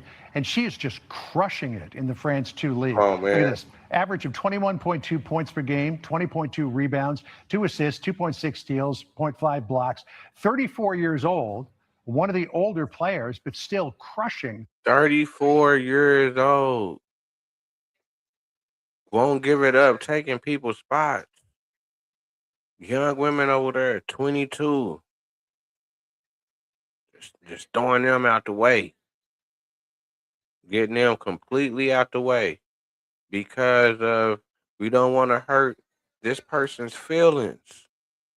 They might end their life. So now we have to let them play with women, or if not, we're gonna have a lot of you know, people doing themselves. Biological women. And there are some people who are saying, well, maybe the WNBA, if it's so inclusive, should offer Julie Tatar a contract. But so far, nothing about that. Yeah, John, that just really exposes the absurdity here. And I know that you've seen our Outkick founder, Clay Travis, and not only has offered $10 million to the high school basketball team that can beat the championship Las Vegas Aces, but also this idea, which we laugh at and we make a joke out of, but he talks about, hey, I want to start a WNBA franchise in Nashville, call it the Nashville Balls, and we'll have a full inclusive trans team, right? And we laugh at it because he does it because he's a little bit sarcastic. But if you look at the root of it, what he's saying is just the honest truth. It's that men cannot compete against women and have it be fair for the women involved. And that's the same thing with this trans player out of France. It's absurd. It's not about hating or excluding anybody. It's just about fairness for women. That's why we have women's sports. The WNBA would simply be the NBA if men could play in it. So it's common sense. I'm glad to see that so many people are now jumping on and speaking out about this. I think you're going to see more now that there are certain people that have broken that glass ceiling. I think that many others are going to follow, and that's very positive for the movement and for girls in general. Yeah, and I saw that Minnesota news anchor, Tara Stripoff of Clay Travis, saying that he's trying to make a mockery out of women's sports with the things that he's talking about. I think he's trying to prevent a mockery being made of women's sports. Tommy, good to talk to you. Thanks so much for joining us. Appreciate it. Be sure to like and subscribe for all the Fox News latest on YouTube and catch full shows streaming now on Fox One. There are trucks, and then there's the 2026 GMC Sierra. It's the truck. Women's professional basketball, now a flashpoint in the culture wars after Indiana Fever guard Sophie Cunningham called limiting women's sports to biological females common sense. When it comes just to protecting young girls in sport and women in sport, I feel very strongly about that. This past Sunday in Chicago, demonstrators on both sides rallied outside the United Center. The WNBA Players Association did not mention Cunningham directly, but put out a statement denouncing hate, abuse, and demonization of the transgender community. And now, in an apparent effort to make a point, two former NBA players say they want to play for the WNBA. Inez Cantor Freedom announcing Monday he's officially signed the paperwork to declare for the draft. Well, it's official. I am definitely not here to mock, make fun of, or disrespect any community or personal choices. And I look forward to the WNBA honoring its stated principles. See you at training camp. Royce White planning to join the WNBA draft as well. I identify as sometimes identifying as a woman, and I don't want to be discriminated against. No, I want fair treatment. I mean, I'm 260 pounds, 265 pounds, 6'8". We spoke with Jennifer Say, founder of XXXY Athletics, an apparel brand focused on protecting women's sports, about the issue. They've been messing all sorts of things up, but now they're really in a tough spot because they have to decide what they're going to do about these two men who are declaring for the 2027 draft. I think it's hilarious. It lays bare the absurdity of this entire ideology. WNBA Commissioner Kathy Engelbert reportedly told teams a task force is expected to take up the issue of transgender athlete participation in the league at a meeting this week. In Washington, I'm Kayla Gaskins.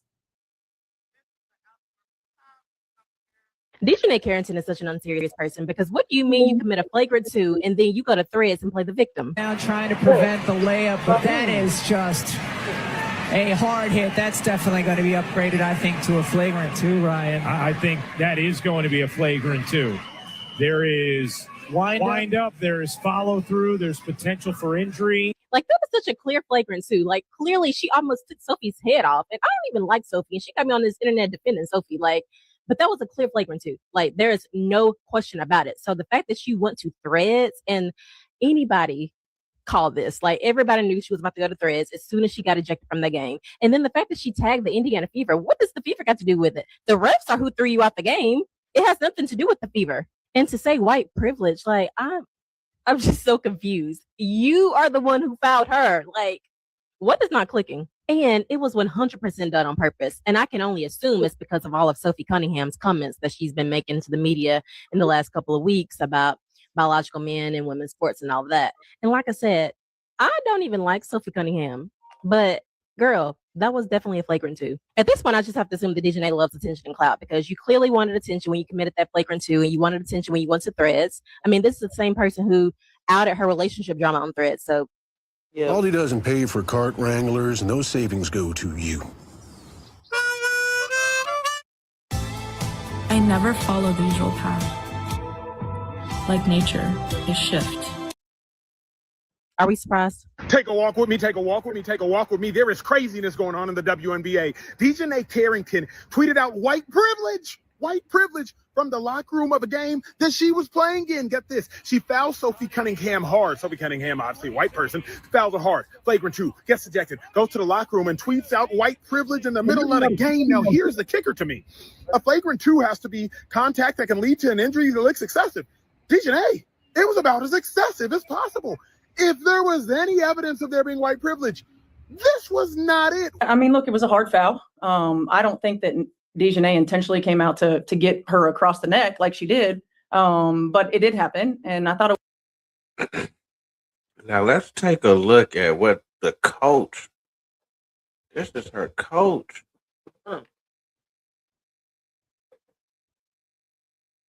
On this play right here.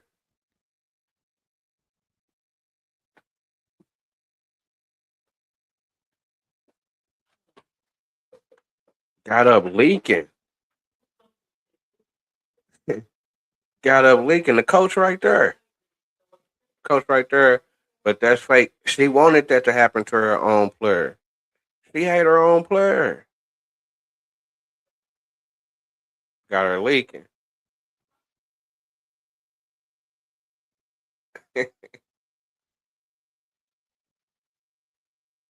Hold on. One thing I was tripping on. Come on, man. They say she was going for the ball, man. Come on, man. You already know that's fighting stuff right there, man. That's fighting stuff right there. But hold on. Let me bring this back, though. How many steps did she take, though? She took about 5 steps. Hold on. 1, 2, 3, 4, 5. Hold on. Was that 5 steps? For real? 1, 2, 3. She definitely took 3 steps and traveled. Walked.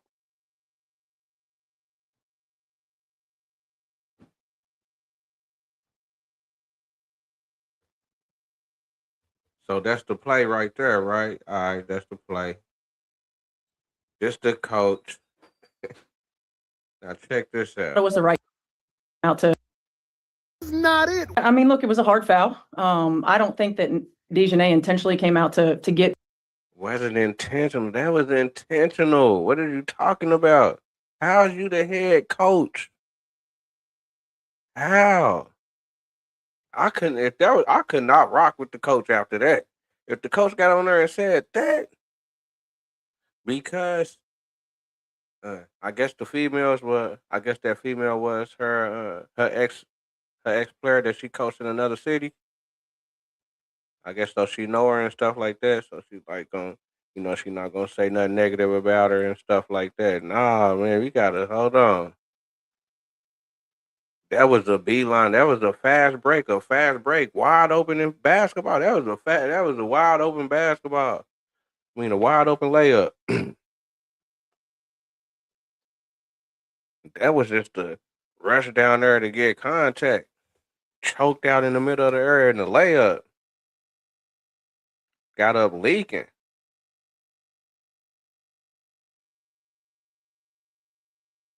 Coach said it wasn't intentional because the coach don't want no plex. The coach don't want no problem. Her across the neck like she did. But it did happen.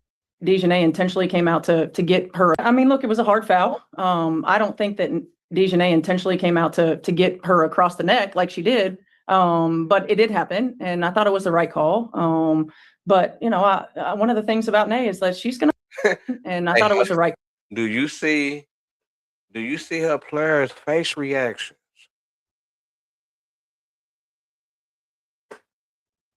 Let me go back. Let's look at these face Excessive. It's reactions. Look possible. at these reactions. If there was any evidence of there being white privilege, this was not it. I mean, look, it was a hard foul. I don't think that Dejanay intentionally came out to get her across the neck like she did. But it did happen, and I thought it was the right call. But you know, one of the things about Nay. So you see her blink her is eyes. that she's right gonna there? play her. This lady right here blinked her eyes and said that she think that shit was the right call. You're like, oh shit, that was the right call. That should have got more crazy.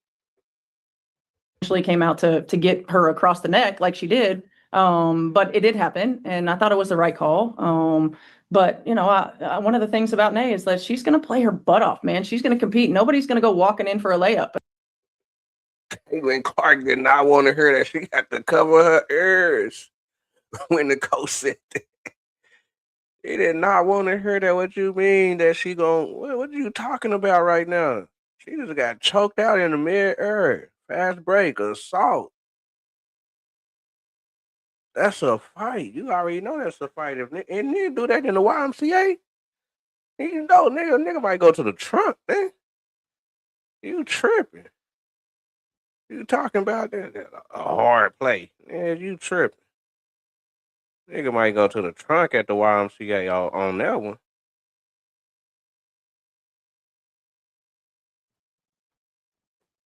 Caitlin Clark had to cover up her ears on that. She covered up. She said, I can't believe I don't want to hear this. The coach is crazy. Covered that shit. Smooth up. And so I don't oppose the hard foul. But I also don't think that she intentionally went for the neck. KK, you were so it'll be right after. So don't think that she intentionally went for the neck. Hold up. Yeah, she definitely went for the neck. And the reporter gonna ask the light-skinned girl right here because she was the first one to grab her. You know what I'm saying? She the first. That's her right here. The light-skinned girl. That's the first one to grab her. Yeet.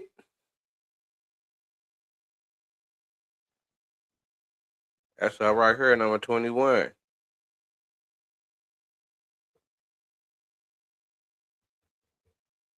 So he gonna ask her, you know what I'm saying? What's that? Do you think it was kind of crazy? Why you, you know what I'm saying? Why you grab her? KK, you grab, so it'll be right after. Walking in for a layup, and so I don't oppose. You talking about she not gonna let nobody walk in for a layup? Yeah, man, we understand that, man. Playing on the ball and stuff like that, man. But yeah, that right there, that was a political statement. If a fan can't come to the game with a poster that says Sophie on it, just because the poster got Sophie name on it, the fan got to take it down because that's political. Her name is political right now. How's this not political? How's this choke out a arm bar around the neck, fast break layup? How's that not a political move?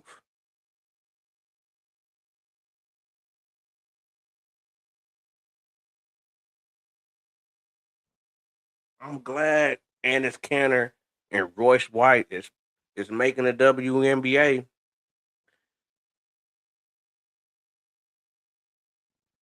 give the meaning of what the W stand for. Yeah, they supposed to have to really put out what that W stand for instead of playing around.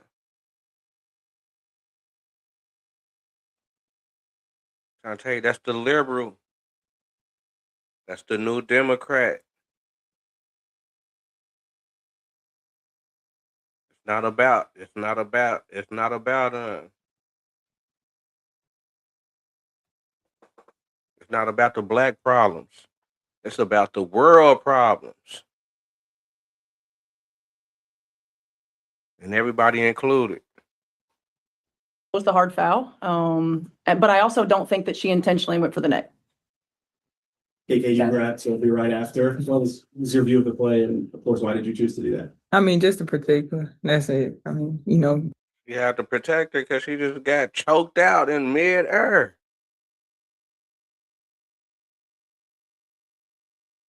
The coach just hope that she just stay on her side, don't make the coach look crazy.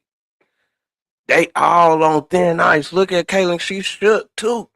Caitlin Clark is shook. They been having us shook since he came in the league. She better not say nothing. They gonna definitely beat her up. They got her in the corner. The coach is the same way. The liberal woman got everybody in the corner. You better not say nothing against what we talking about unless you are a bad person off the rip. Who raised you? I got my teammate back always, so just to get out the way. Gotta ask about her response. She went in and she got on social and said white privilege after Now look at her face after the reporter said white privilege. her getting Who did? Oh my God, man! She gave that eyes, and she's steady looking back. She looked at the coach about 4 times with the comments that she made, like looking down. But she like, oh shit, I can't believe the coach said that type shit. Like, oh shit, she had to cover up her face. Like, ah, damn, we defending this crazy ass shit.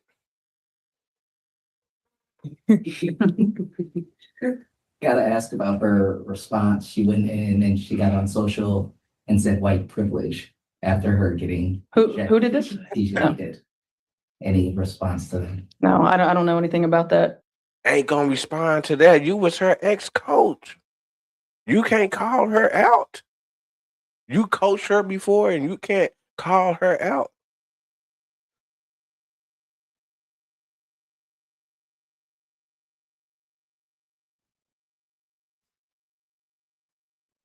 The liberal woman power. You seen that they put the woman in place of Superman. That's the liberal woman going forward in America. Not going nowhere. Don't open up the back door to change America for the world. But the change of America came from the backs of the blacks. That they go against reparations for the blacks, but fight for this. Got an excuse for this for sure. Can't come up with an excuse for us. But they got an excuse for this goofy.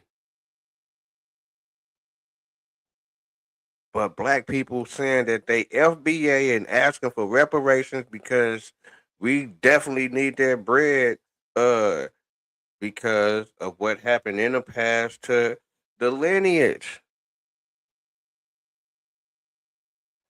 It been a study since the 1980s and they still can't come to agreement.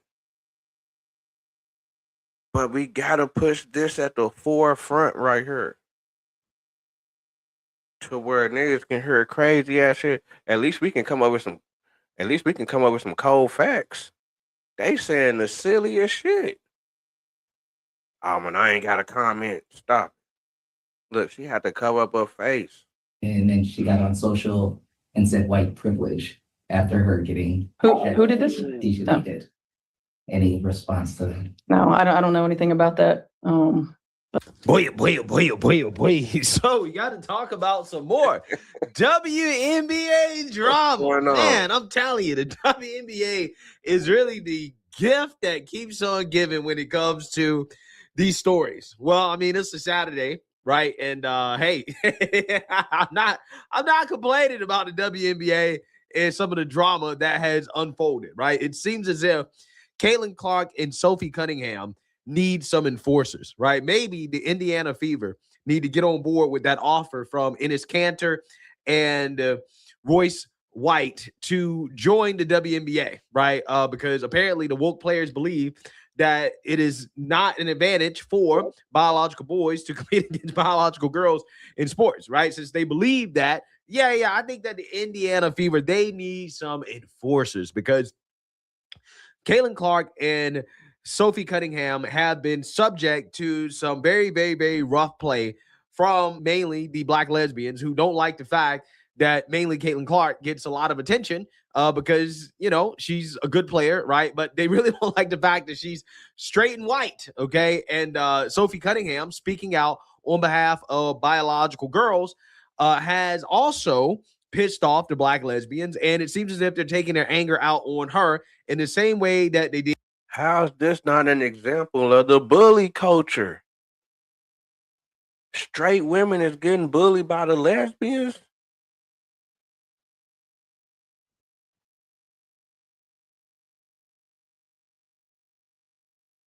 They put the straight basketball players under a lot of pressure since college.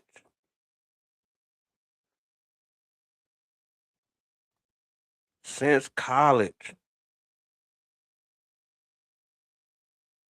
You really not a team player. You really not for us. You not really us. You like boys. You listen to boys and man, you feel me? That's that attitude.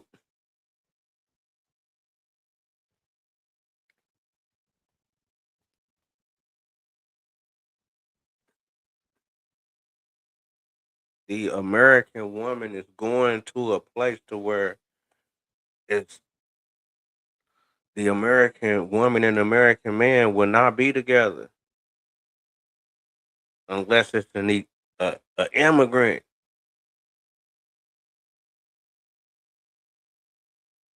Something from the outside. It's getting there.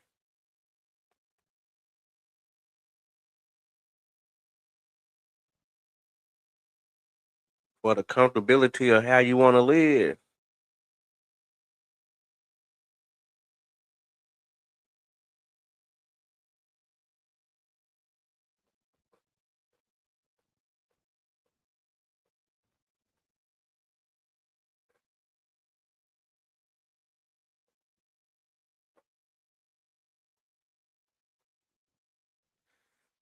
Man, it's crazy for the youngsters, boy. The next generations, the next guys, boy. It's either gonna be all good or all bad for real though. Did with Caitlin Clark, right? So that leads me to the new viral clip that has a whole lot of people talking, featuring DJNA Carrington smacking Sophie Cunningham across the face during a layup attempt. So without further ado, let's go ahead and play this clip. Here's Cunningham up ahead of the field, lays it in, plus the foul, and then Cunningham gets into the face of DJNA Carrington right away in the aftermath. And Cunningham has to be separated as both teams will head to their benches. You'll see a DJNA Carrington as Sophie Cunningham comes down, gets her right across the face, coming down, trying to prevent the... She's not part of the sisterhood. You know how it is when it ain't really part of it.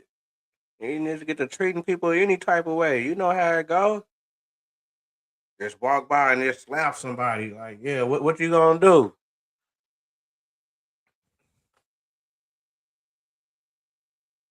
You over here and I said, what you gonna do?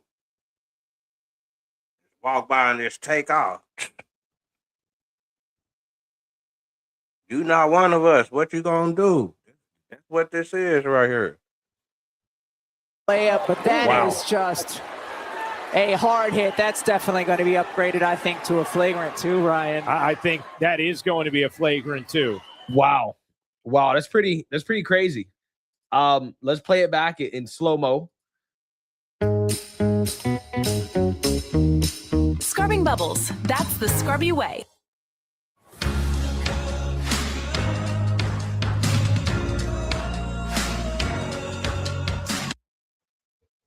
Coming down, trying to. I mean, right across the face. Did she even go for the ball? Right? Did she go for the ball? Hell Somebody no. tell me if this is just regular basketball, right? Is this just a basketball play, or is this on purpose, right? Is this a strike across the face?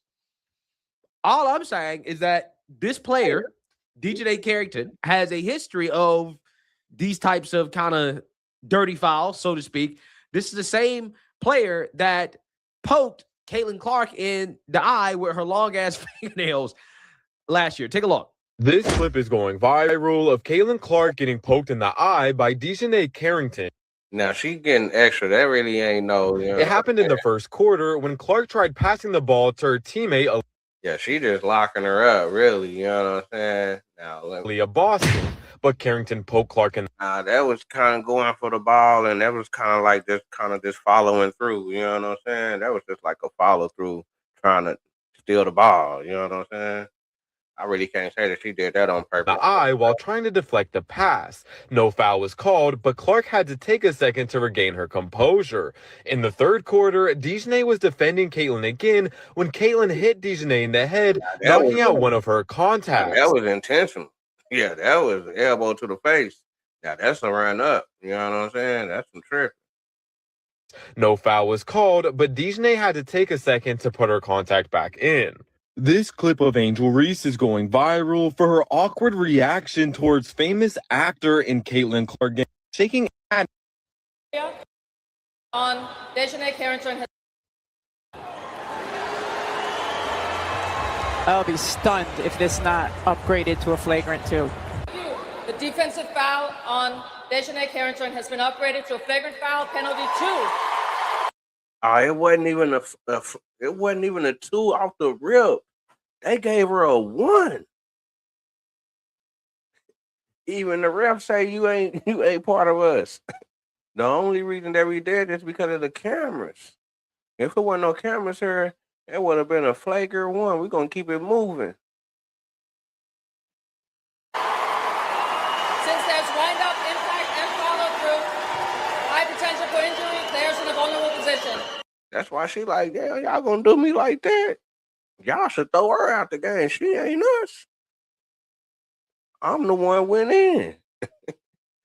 Then she got a bonus coming. Since the basket was successful, Sophie Cunningham will receive 2 free throws to make 1. There's wind up, there's follow through, there's potential for injury. The player's in a vulnerable position. And so DJ Carrington, who had been off to an incredible start. Yeah. So you seen that, you heard that. Now, apparently, she went to the locker room, and instead of reflecting on what she just did, right, she went to social media to scream white privilege, right? White privilege, because she got ejected from the game for smacking Sophie Cunningham across the face. I will always support and back my fellow Black queens. But DJ, you smacked the shit out that lady. White privilege has nothing to do with it. DJ Carrington was ejected from the Chicago Sky versus the Indiana Fever game after a very hard foul on Sophie Cunningham. After she was ejected, she then took to threads and posted white privilege at Indiana Fever. As you can see from this little tweet, that is DJ Carrington behind Sophie Cunningham trying to block her shot. I'm gonna show you what it looked like when the foul actually occurred. Now, just to warn you, this picture's kind of hard to decrypt and really look at, not because of how physical it was, it's because you cannot find Sophie Cunningham's face. It is currently behind Dejanay Carrington's elbow. She kind of has her in like a clothesline headlock in midair. It was pretty aggressive. Sophie Cunningham then hit the floor and got up and then fake act tough with Dejanay Carrington, because we all know that she's not going to try to fight Dejanay Carrington. But at the end of the day, I don't care if The Rock clothesline me inside or in midair. I'm going to try to fight him. The crazy part about this is Dejanay just got back. And no, I'm not exaggerating. She's only played 4 games this season so far. This was her 5th game. And it's not like she played 2 in the beginning. She played another 2 halfway through the season or something like that. She got back July 30th and has played every game since, and then gets ejected in the 5th game. Yeah, that's what's been going on with Dejanay in the Chicago Sky as of right now. No, I really do hate the fact that she used white privilege when you really clothesline somebody in midair. And again, I have her back. I will always have Black Queen's back. I really will. But I can't defend that. You hurt that woman. It looked like you tried to hurt her more, and definitely because we already know that you probably don't like Sophie Cunningham, because a lot of people don't like Sophie Cunningham. It's okay. You gave her a hard foul. You took her head off. It is what it is. But you can't turn around and say white privilege. Definitely when Sophie Cunningham did something similar and she got a... Nah, she going in. She standing on what she doing. Ain't nothing wrong with it. Ain't nothing wrong with it. She doing what she doing. But it all starting with the argument of men playing in women's sports. That's what all this is about. It ain't about her being a white girl. None of that. It's about Trump. It's about not listening to men. That's what all this is about. Can't tell us nothing. You can't tell me what to do at all. Can't tell nobody what to do. That's what all this is about. It's about control and not being controlled. Rejected herself. You just can't say that. Say I am so fucking sick of the Indiana Fever and Sophie Cunningham. I really, really mean it. And I really have been trying to just keep my mouth shut, because the rabid ass, racist ass fan base makes it insufferable to actually talk about basketball with people, one, who know the game, who used to play the game, and understand sometimes things just happen in the game. This Friday, the Paw Patrol is taking on their biggest adventure yet. We've got dinos to save. Who's with us? Okay, let's try that again. Paw Patrol only in theaters Friday. Nah, she is an exceptional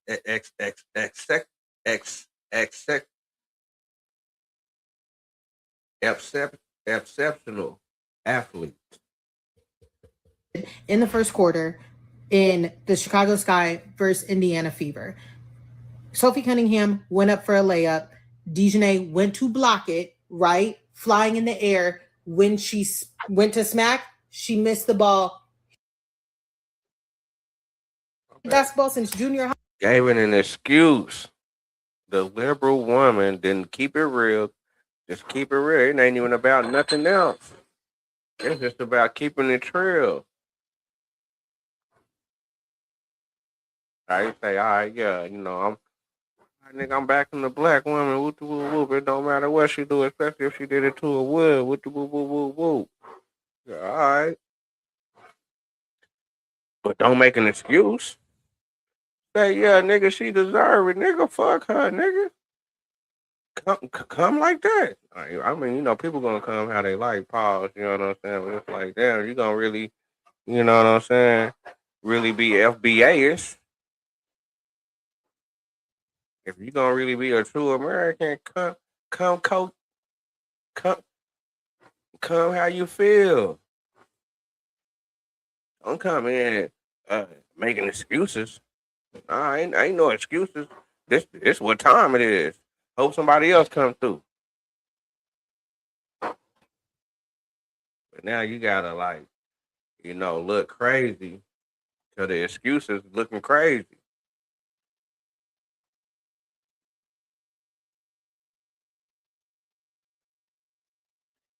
And this is what's gonna put America last.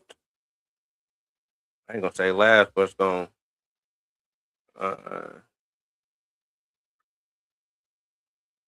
I don't know. The lifestyle of America, let's say 100 years from now, would America still be number one?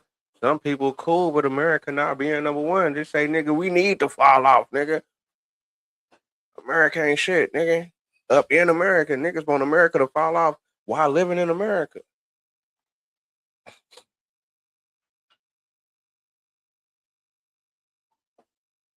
When black people been warring with the white man since the first day of America.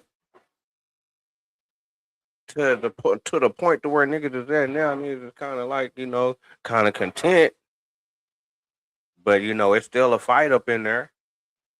But there's a little content, you know what I'm saying? It's got a little wiggle room over here to do what you do. But you know what I'm saying? We still striving to hopefully take over, but the liberal woman will let somebody from not America through the back door to take over America because the liberal woman don't like America. This is all politics. This is all politics. This is all, you can see it in the politics, the excuses for the reason why a man should play with men. I mean, a man should play with women. An excuse. This is the same excuse. It's the same playbook. It don't matter what happened. It's the playbook. That happened to me before. But where I'm at now with it is everything that happened to you got up fighting. You didn't get up and just go shoot your free throw. After nothing like that in no basketball. You really play basketball over here, nigga? Stop that. Come on, man. In mid-air, choke out in mid-air? Come on, man. Sophie Cunningham does in the game is for social media. Everything she does in that game is for social media's response, no matter what. Why? Because she's a mid-ass player in the fucking league.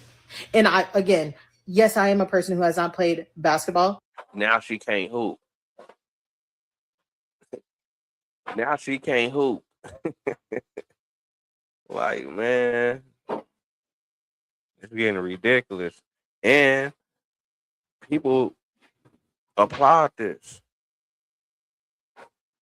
Since junior high, but I can say she is a mid player in the league. Look at her stats, who understands that where her opportunity is being a social media meme, clip, soundbite. And she will do that by any means, because at this point, that's making her off-court money. What irritates me is, one, Dejanay getting the flagrant 2.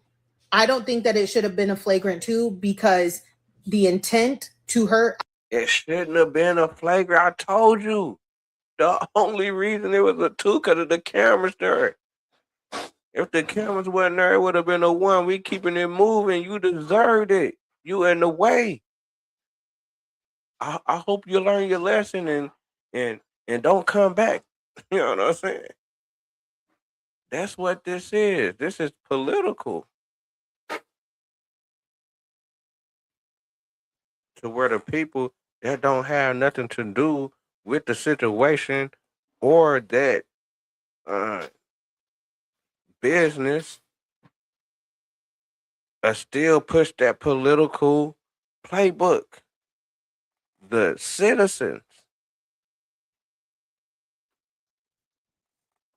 See the influence?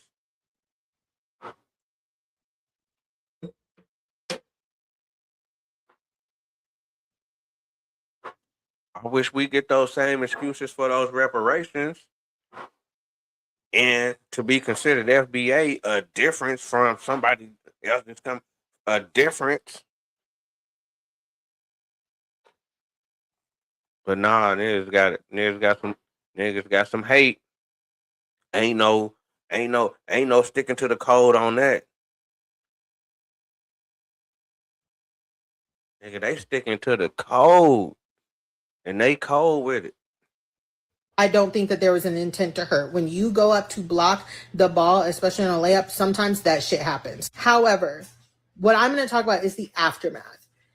Sophie getting up and getting in Dejanay's face, and you physically see Dejanay say, stop, stop, stop. With the public, the people who support Sophie Cunningham and the Fever. She wrong for getting up in her face. Do you hear that? Man, that's that Peckerwood. That's that wood shit right there. See, that's how the woods be moving. We done turned into woods. And we justifying it because this how I feel. You feel like a wood. You moving like a wood.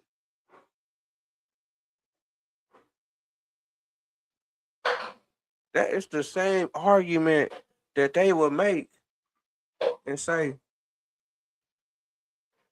just like when old dude was in the restaurant down there in South Carolina, the dude that be doing this little reviews and stuff in the restaurant and the owner told him to get out and they all like bumping him, getting close to him and stuff like that. Then he on the phone with the police talking about, oh, he touched me.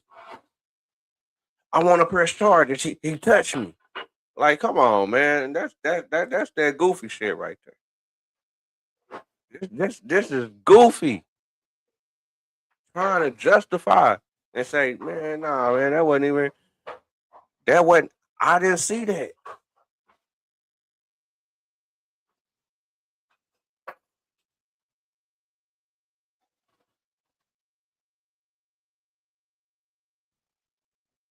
Okay, you gonna do it for that, but okay, you wanna do it for the brother when the police on him. Yeah, he showing up pointing with the ET finger on the nigga though. Man, stop it, man. Tell the nigga into some other shit. Resulting in such blatant racism, in such social media attacks on any team, any player that is opposing the Fever, Sophie, Caitlin Clark, and especially being Black, it results in such racism. Not only now are the players like, hey, I know if I'm going up against the Fever and especially Sophie, Caitlin, I will take Lexi Hull out of this. Last season, we was getting close, Lexi. We was getting really close.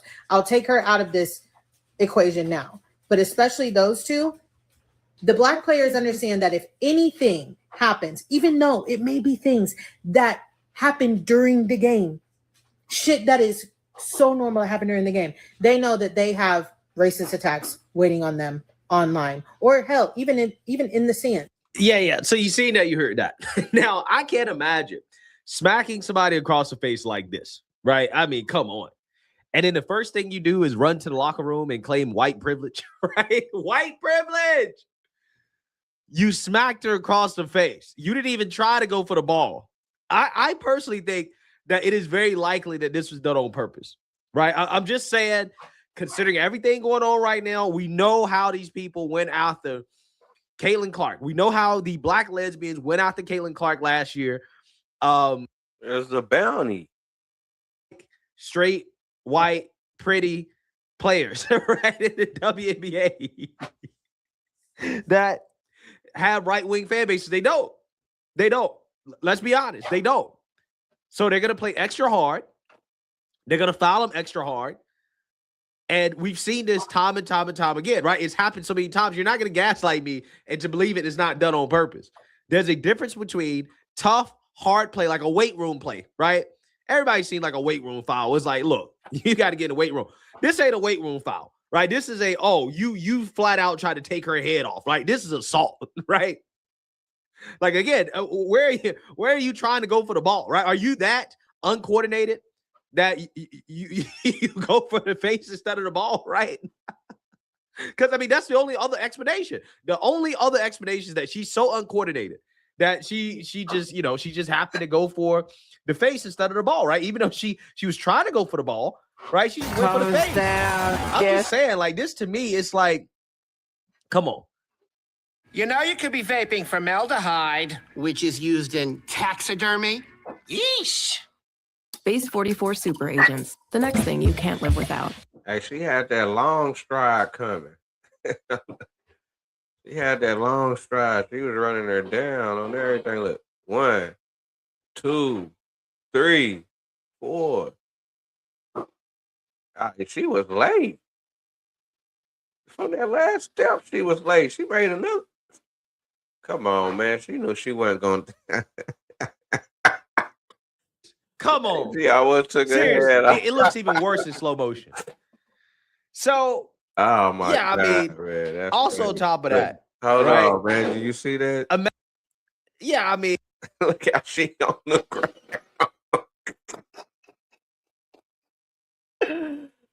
Oh, look how she on the ground. Oh, that shit ain't funny, man. But that shit funny as hell right there, boy. She like, that's crazy, boy. She went from fast break. I'm talking about open layup. Like, oh, yeah, I got them 2 points. I got my get my points up. She on the ground. Did she even try to help her? I don't even think she tried to help her up. She like, what you doing? Like, what you doing on the ground? also on top of that, right? That's crazy. Imagine wearing a blonde wig as a black lesbian, right? And then you run around talking about some white privilege. You have a blonde wig on. You basically want to be a white woman, right? Like, what? Crazy. Seriously. You're already colonized. You have a blonde wig on, running around talking about some white privilege. What in the world? Wow. Yeah, the WNBA. Amazing. Meanwhile, you have Caitlin Clark. Basically, she's going to be forced to miss her next game because of this technical that she got. Next hair color. Well, I went back to my natural color today of ash blonde. Natural hair color is blonde. Man, this is crazy, boy. She trolling. She trolling. She funny, you know what I'm saying? She a true one. I give it up to her. She look kind of cool too. I ain't even gonna front. She look kind of cool with it, you know what I'm saying? But that blind though, that shit is funny. What she said. I can't believe she said that, man. Next She kind of cool right there though and everything. She did it. hair color. Well, I went back to my natural color today of ash blonde. Yes, I said natural. I had kind of I would actually say that this is black privilege, to be totally honest with you, because her posting this white racist comment right after assaulting Sophie Cunningham on the court is actually black privilege because she knows the WNBA won't do a single thing of significance about it. And imagine if the roles were reversed. If Sophie made a comment similar to this, then she'd likely never play again. And actually, we just saw this from Coach Sandy Brondello. She got disciplined for making, I believe, a pretty innocent, maybe, offhand comment about talking about Angel Reese and saying that she's a protected species. She was suspended and disciplined. And I think if that's the standard, then Dejounte should be too. And I 100% agree with her because what we see going on in the WNBA is black privilege. And Nigga got that little I think I got that little white bitch right there. Oh, but I know they be hating on him in his comments, man. My nigga got her right there on his shoulder. That nigga going in. This nigga, man. y'all probably like, Drake, what are you talking about? Well, let me show you. Wait, not that one. Wrong photo. Look at both of these instances. Well, let me show you. Crazy. Wait, not That is the crazy, man. That is crazy, man. What if black dudes was running around with like they type of hairstyles? Like, would females really rock with us? If dudes was running around with lace fronts, like you know what I'm saying, like Jeff Bezos, or you know what I'm saying, Coley McCalkey, or any of these white dudes, type of hair dudes, would we be able to pull something? Like, this is ridiculous, boy. that one. Wrong photo. Look at both of these incidences. Come on, man. They got the good clip right there, man. And she got the honk. Hey, man. Oh, she got the unk on that nigga. The unk went across the face, nigga. They getting at her. Look how they did how they did Clark, man. They getting at the Indian fever, man. Y'all, the fever ain't too hot, man. Nigga, she got the unk on the elbow, nigga. She gave her the unk elbow on everything. Look at her hands. Yeah, she did her wrong. One with a perfectly bald fist into Caitlin Clark's head. We only got to rehash that. We know that was disgusting. And then this, not even going for the ball. Bro, you're not even, like, she's not even swinging. Her hand not even up like she's trying to block it. It's literally, like, around her face, like, all the way around. Those are fireable offenses. These are people that shouldn't be able to play in the WNBA. And you know why they continue to do stuff like this? Because they know the commissioner and these scary coaches ain't gonna say nothing, because the sisterhood is gonna rally up and scream no justice, no peace. This is crazy. And they know they can get away with it. And it's not.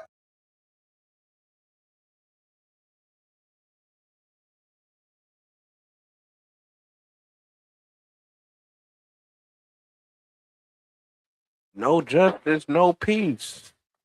That's the black people playbook in America to got where we at. Protest. Now they taking our playbook and putting it with their. Stop that. A coincidence that every time something major like this happens, it's against America's team.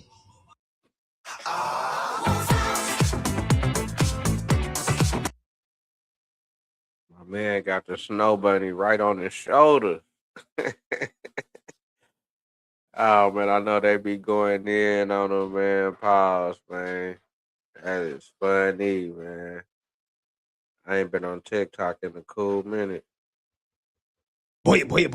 So we got to follow up on the WNBA drama that has captured national news attention. Okay, the WNBA player in the middle of the game trying to make a layup, women kids, and common sense, especially if you're white and you're attractive, and you get upset, and like what describes the WNBA at this point. Okay, so there's a whole lot of backlash for assaulting Sophie Cunningham on the court and then boo-hooing and crying white privilege. These are plays we've seen from DJ. These are the plays. Look. Yanking her hair down. Oh, that's a basketball play. Hey man, they say that's a basketball play. Say she got a track record of hurting other of hurting. Oh man, she got her hands up like she didn't even touch her hair. That's crazy, man. They say that's a basketball play. Oh man. And then boo-hooing and crying white privilege. These are plays we've seen from DJ. These are the plays. Look. Yanking her hair down. Oh, that's a basketball play, y'all. And tell me if you notice a common denominator. Look. Basketball play, look. Basketball play. I didn't know you can rip. She definitely scratched her forehead on that one, man. That was a crazy follow through right there, boy. Look. Basketball play, look. Basketball play. I didn't know you can rip somebody's hair out. That's a You see basketball how play, she look. looked back. Basketball play. I didn't know you can rip somebody's hair out. That's a basketball. Look. Nah, that wasn't bad. Ankle injury. That's a basketball play, y'all. Yeah, this one ain't bad Look, either. poke Them right in the first eye. two- It's not this many. Them first two was funny as hell, though. Yeah, she aggressive, boy. Basketball plays in the world. There's not this many coincidences in the world. She went up like this and came down like this and poked an eye. Knocked her all upside her head. Now she got see. Like, this is what you call. Oh no, man, she been doing this. Let me bring that Coincidences back. in the world. She went up like this and came down like this and poked an eye. That really wasn't Knocked no her all bad. upside her That's head. Now she got see. That's kind of a regular basketball. That was a tough basketball play right there. That really wasn't bad. Like, this is what you call a track 1, 2, record. 3, 4. Look. not even going for the ball. Like, come on. But that's what Dejanay Carrington does. And we know, and that's been part of the problem because we telling y'all, and we've been telling y'all, this is what she does and has a track record. Every time something happens, when it's towards somebody that y'all don't like or don't care for, it's always a basketball play or unintentional. But when something happens, If you're not a liberal, you're up out of there. happens to somebody that y'all like and love and care for, oh, it was intentional. This person should be fired. Why did they say this? Why did they do that? No, we can't play the pick and choose. We can't play the Nigga real coming through, putting the ladies in a spell. What it do? when they do it, it's a problem, but when we do it, it's okay. No. That's not how it works. Man, so Dejanay Carrington just called out the Indiana Fever for having white privilege.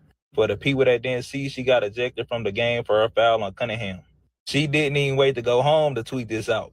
She was in the locker room mad as hell. I'm gonna be honest, bro. In most games with most referees, they gonna call that foul a flagrant 2.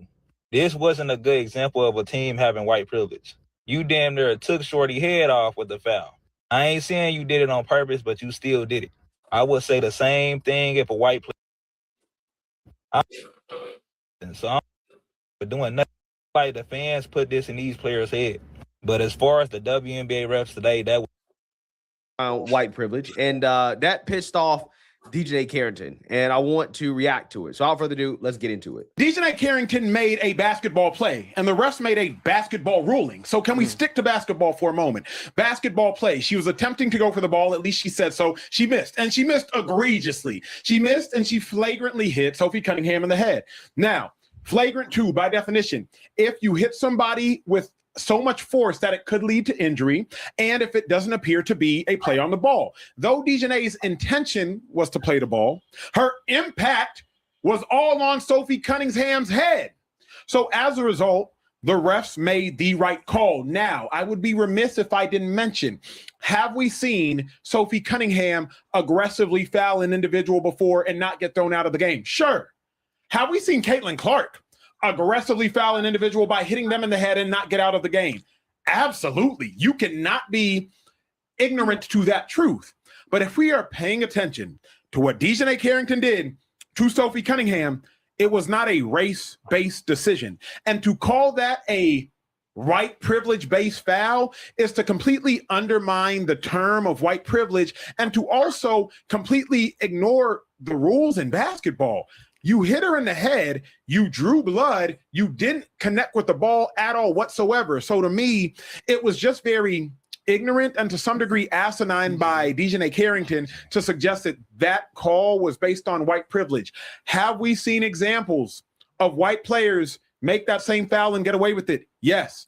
Have we seen examples of black players make that same foul and get away with it? Yes. There was no white privilege involved in that specific call. Dejanay, you hit her in the head and you drew blood. It was a flagrant 2. You should have been ejected. No more, no less. Yeah, so you seen that, you heard that. Okay, a reasonable take. And you know what that means, right? That means that some people are going to be upset, right? Dejanay Carrington responded to this. She says, I've never once claimed that the assessment of the foul was white privilege. That was your assumption. Try exercising your critical thinking skills. I know you study psych. Furthermore, I'm the last thing from ignorant or asinine when it comes to speaking on quote unquote white privilege. Do your research on that one. I actually went to school, one of the top universities, might I add, to educate myself on this exact subject. I would never use that term as a rhetorical weapon, knowing the historical and social weight it holds without having the proper evidence. Now it's about the historical. The historical. Now, see, they always run to the 50s and the 60s, the 1800s, 1700s, 2026, and we moving forward. Because we didn't have major progress in America. FBA. Substantiate it. Okay, so I don't know about you guys, but I honestly don't know what she meant, right? Like if she's saying that she didn't mean that the assessment of the foul was white privilege, then what are you saying? Right? I'm not entirely sure. Like, what are you saying? Like, what is white privilege? Then what did you say? Right? What is white privilege? Clearly, you were referring to what happened, right? Were you referring to being kicked out of the game, right? Like what were you referring to? Because I'm confused now, right? I'm confused. I think a lot of people are confused. Okay, like I mean, she said white privilege at Indiana Fever. Yeah, I'm trying to figure out exactly, again, what was she referring to? And people in the comment section are also wondering the same thing. Okay, the internet is forever, princess. This isn't Threads, so you can't get away with your racist BS on this platform. Share the substantial evidence.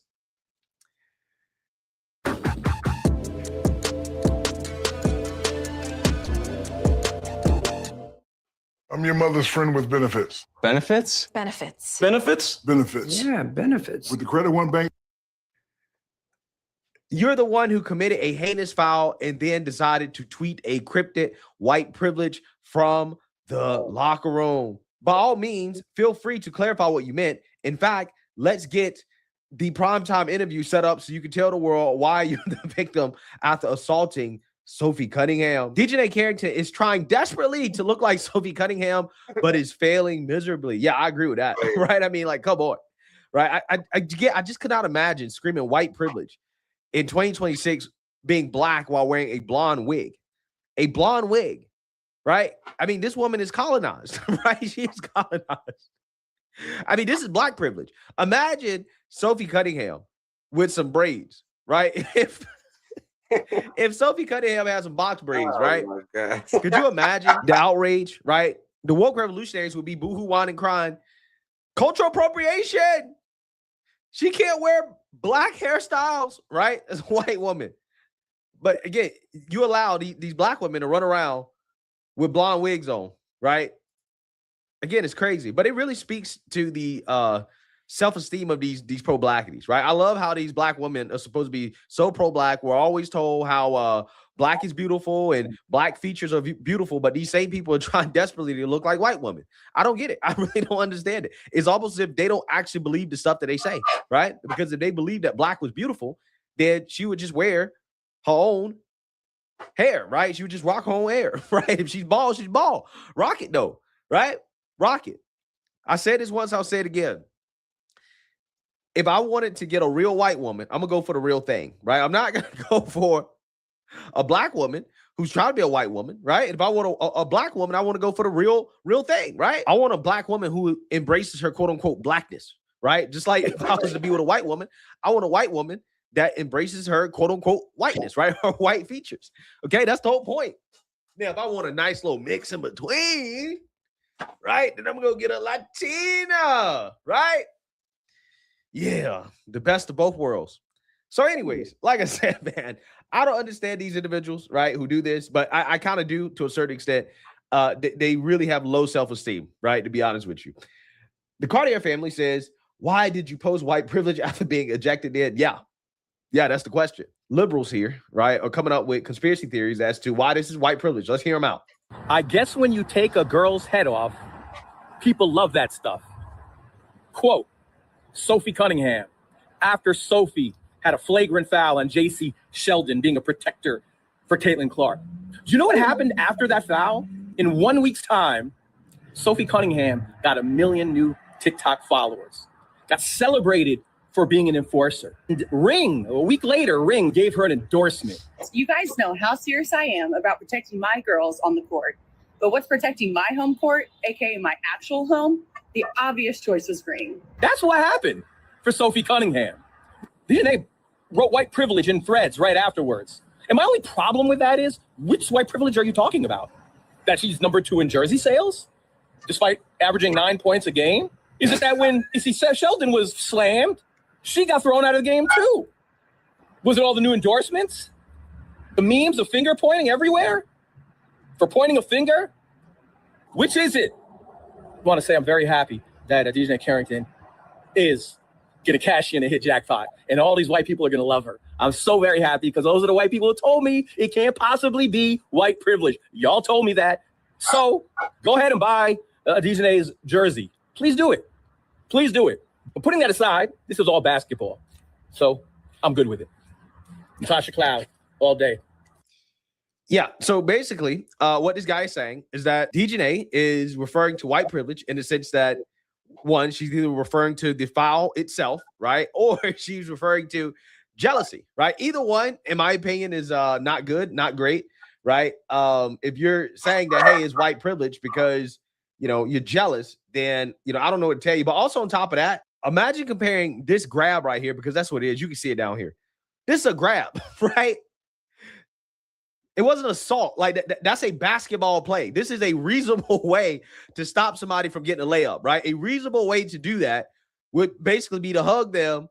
And I mean, like, hey, she kind of fell to the ground, right? That's weight room in my opinion, right? That's a reasonable way to hard foul somebody, right? But that's radically different. This is radically different. And it seemed like she was kind of going for the ball too, right? Then hitting somebody in the head and not going for the ball at all. These people are delusional. They're absolutely delusional, right? They come out with these false comparisons and they say, well, see, it's white privilege because Sophie, she didn't get ejected from the game when she hard fouled this person. I mean, completely, totally different foul, by the way. But she didn't get treated the same way as DJNA. So therefore, it must be white privilege. Completely ignoring the fact that, again, it was not the same thing at all. It wasn't even close to the same thing. But again, in these people's minds, right? They really believe that there's some type of unequal treatment amongst black and white players in the WNBA when it comes to these fouls and the calls, right? Wait, I mean, to be honest with you, I mean, if you really want to go there, we could argue that a lot of the fouls that they call on Caitlin Clark, like that tech that they called against her that the league had to take back simply for accidentally running into the ref, right? And barely touched the ref. She got a tech for that. It was so egregious that the WNBA had to take it back, right? Because Caitlin Clark was going to be suspended for it. She's got that many techs, ticky-tack techs. So I'm just saying, if you really want to go that route, it might not end up the way that these people think, right? When it comes to this conversation about the refs and the calls being made based off race, right? So Emmanuel Acho actually responded. He said, "You're correct, DJNA Victoria. My assumption, along with the majority of the sports world, was that you posting quote-unquote white privilege immediately following being thrown out of a game for fouling somebody white was regarding the foul." You don't pay big brand markups when you buy Aldi brand. It's an Aldi thing. Ugh, why does the camera pick up yellow on my teeth? With just one kit of Crest 3D white strips, I can bring on my whitest smile yet. But if the two things are somehow not connected, that's on me. I'll stand corrected. Yeah, I could smell the sarcasm here, right? I can sense it, okay? However, America is a speaker-oriented country, so the burden is on you for being clear, direct, and easy to understand, aka you should learn how to articulate yourself, right? It's your fault that apparently this got misconstrued because you didn't do a good job of telling us exactly what you meant, right? What exactly did you mean? Okay. We still don't know what she meant. Bohemian Gal responded to Emmanuel Acho and said, she is not calling that foul white privilege. She is clearly talking about the bias within the officiating system as a whole and the history of non-foul calls for players, especially the white ones. Respectfully, the problem with DJNA's tweet is nothing about it was clear. If we're ignoring the obvious context of her ejection, quote unquote, white privilege, becomes an explosive accusation with no context. White privilege is a real thing. It's not a claim you can ambiguously make. Now, Acho, that's the thing. That's what they do. For the most part, when they talk about white privilege, they do make that claim ambiguously, right? Like that's why she felt comfortable making that claim and then turn it around and trying to make it seem like it was ambiguous, right? So again, the reason why is because that's usually how they use that, right? That's how they do it, right? They call white privilege anytime they don't get their way. If your assertion is that her tweet was about racial bias within officiating of $1 billion sports league, that's an even more damning accusation. Yeah, it is a more damning accusation. An accusation that I think that, you know, if there's evidence of it, it's probably not in the direction that these people want, to be honest with you. So you see that, you heard that. Clearly, DJNA Carrington here is triggered by all the backlash that she's getting, all the backlash that she But the WNBA, they want to have their cake and eat it too. They want to openly be liberal. But I also don't think that she intentionally went for the net. Ladies and gentlemen, that's what you call trash. Because how do you not take up for your...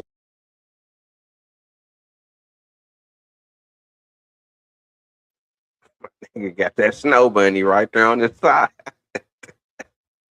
Her butt off, man. She's going to compete. Nobody's going to go walking in for a layup. And so I don't oppose the hard foul. But I also don't think that she intentionally went for the net. Ladies and gentlemen, that's what you call trash. Because how do you not take up for your player? Listen, Stephanie White has to go. I've been telling y'all this. She's not even a good coach like that to even be like this, bro. She literally just took up for Dejanay, bro. And this ain't the first time. She took up for Alyssa Thomas too. Y'all do realize Dejanay was on that Connecticut team that Stephanie White was coaching. Y'all do realize Stephanie White is probably where these players got this from. At this point, I'm starting to feel like they got dirt on Stephanie White. That's everybody in the world know that was intentional. Is Stephanie White stupid? Like we gotta ask serious questions. What did she? Did you see when Stephanie said that? Did you see how Caitlin Clark and KK kind of just reacted? I take personally any suggestions that I don't 100% always have my players back. It's a shame that we can't have an opportunity to talk about what great basketball they're playing. When they go low, we go high. Love will win. Grace will win. Humility will win. And kindness will win. I stand by them. I will always stand by them. Everybody else can go to hell. Coach loves us. She didn't see the clip. You know what, Dejanay, she is a hell of a player. She's a great defender. And so she coached her for I don't know how many years up in Connecticut. Coach didn't see the clip. Hold on. Nah. Coach seen that. Coach seen that.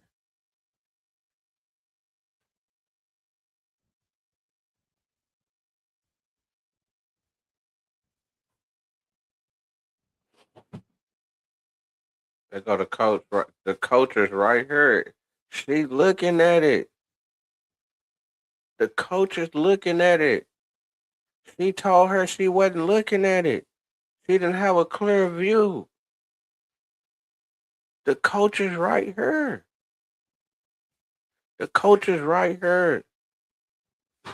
The coach is right here when the foul happened, looking at it.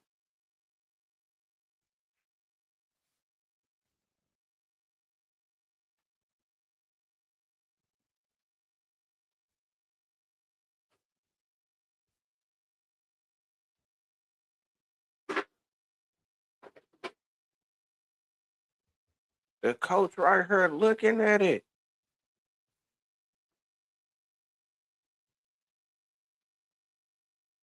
The coach is looking.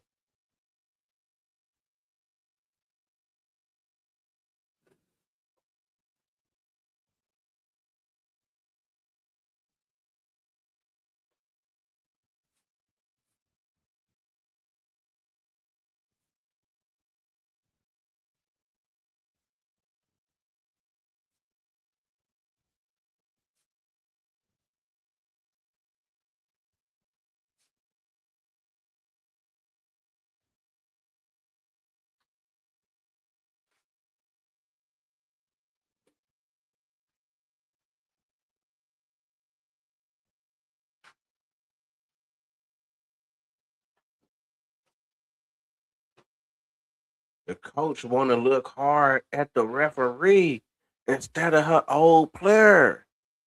She mugging the ref instead of the player that just clothesline her. But this clothesline her player. And is her teammate laughing? Is her teammate laughing right here? Is the white girl for the Fever laughing at her own teammate? Is that a smile on her face? That is a smile on her face of her own teammate getting rocked. Her coach is acting fake tough with with the referee ain't even gonna look at the player, her ex-player. This is the player that she coached.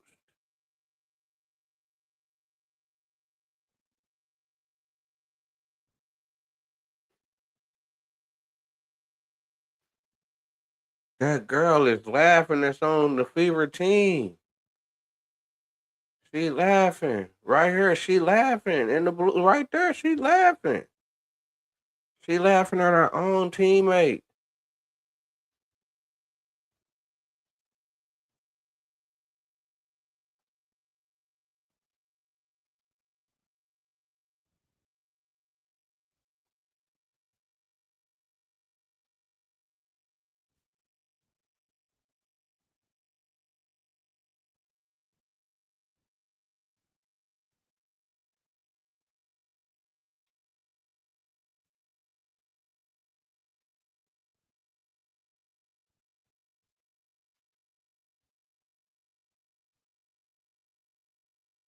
Connecticut. So give her flowers, and she didn't see it. Coach loves us. She's gonna do. She didn't see the clip. You know what, Dejanay? She is a hell of a player. She's a great defender. The coach don't love you. She love Dejanay more than she love you. That's a fact. And so she coached her for I don't know how many years up in Connecticut. So give her flowers, and she didn't see it, and that's okay. Me and Steph are great. Steph is great with all of us. She didn't see it, and that's okay. The hell you mean she didn't see it? Low, we go high. Love will win. Grace will win. Humility will win. And kindness will win. I stand by them. I will always stand by them. Everybody else can go to hell. Coach loves us. She's gonna do. She didn't see the clip. You know what, Dejanay? She is a hell of a player. She's a great defender, and so She didn't see the clip. The hell you mean she didn't see the clip? She got to see a replay when she was right there looking at the game. What the hell you talking about? If that's the case, then the goddamn referee shouldn't have goddamn made the goddamn call. They should never make calls because they got to see the clip. Like, man, what the hell you talking about? Now you acting stupid. They just shook you up. coached her for I don't know how many years up in Connecticut. So give her flowers, and she didn't see it, and that's okay. Me and Steph are great. Steph is great with all of us, and so it's really the outside noise that's trying to distract us, but we're good. I hated that our fans booed her before the game. That made me a little sick, to be honest. And you can disagree and this and that. Coach done got booed. I'm glad they booed her goof ass. It's really the outside noise that's trying to distract us, but we're good. I hated that our fans booed her before the game. That made me a little sick, to be honest.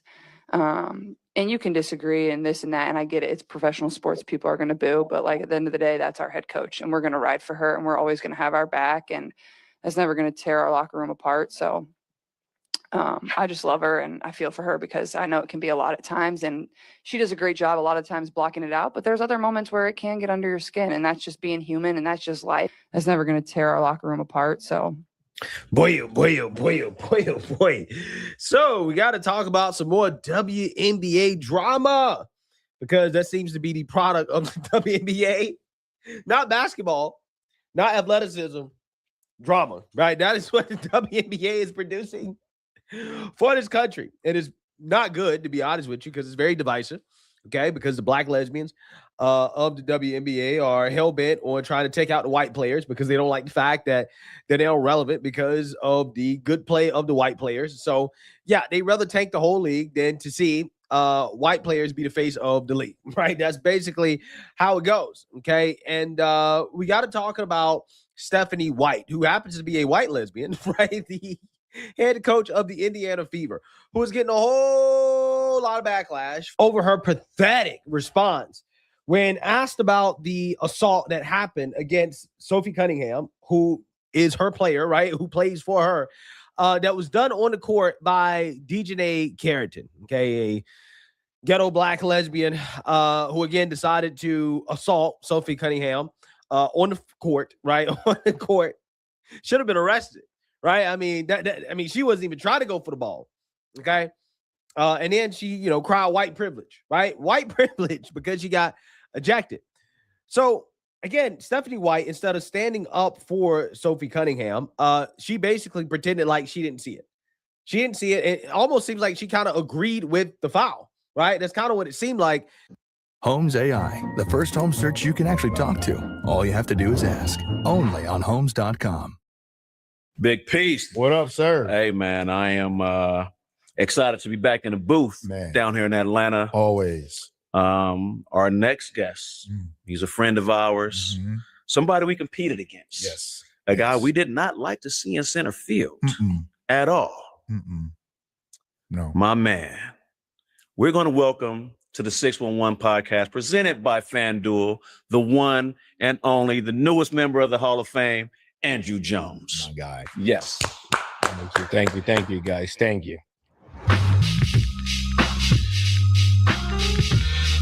Yeah, I mean, look, it was a hard foul. I don't think that Dejanay intentionally came out to get her across the neck like she did, but it did happen, and I thought it was the right call. But, you know, one of the things about Nay is that she's going to play her butt off, man. She's going to compete. Nobody's going to go walking in for a layup. And so I don't oppose the hard foul, but I also don't think that she intentionally went for the neck. Have you noticed that after Sophie Cunningham was put in a chokehold by Dejanay Carrington, head coach Stephanie White's first instinct was not to check on Sophie, but to see if Carrington was all right? Few realized that Caitlin Clark had long made up her mind on 3 decisions that would make Carrington was all right. Few realized Stephanie White's first instinct was not to check on Sophie, but to see if Carrington was all right. Few realized that Caitlin Clark had long made up her mind on 3 decisions that would make Stephanie White regret everything. Carrington delivered a vicious chokehold on Cunningham, and the egregious move immediately drew a flagrant foul call from officials. Yet upon witnessing her player suffer this dangerous foul, Indiana Fever head coach Stephanie White did not rush over to check on the injured Sophie first. Instead, she went straight to Dejanay Carrington to check on her well-being. Her post-game interview sparked further controversy. Rather than standing up for her own player, she defended the opposing athlete.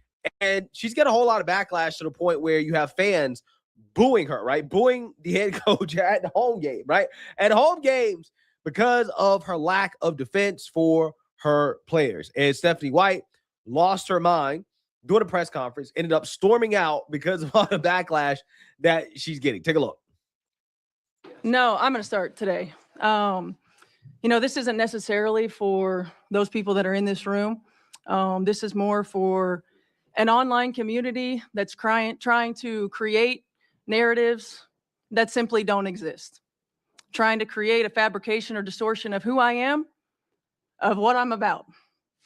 Our players' success, our players' health and wellness, our players' safety is always a top priority for me. One of the things I pride myself on is my relationships with players. For those who have anything to say about the play in the last game, I didn't see the play in real time. I went straight to a press conference. I thought the play got called right. Thankfully, Sophie's okay.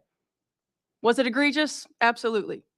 When you have a chance to watch that over and over and over on replay, you can see that. I didn't have that in real time. Were there any I take personally any suggestions that I don't 100% always have my players back. I ride with them 10 toes down all the time. All the time. They know that. It's a shame that we can't have an opportunity to talk about what great basketball they're playing. Because they are f***ing playing.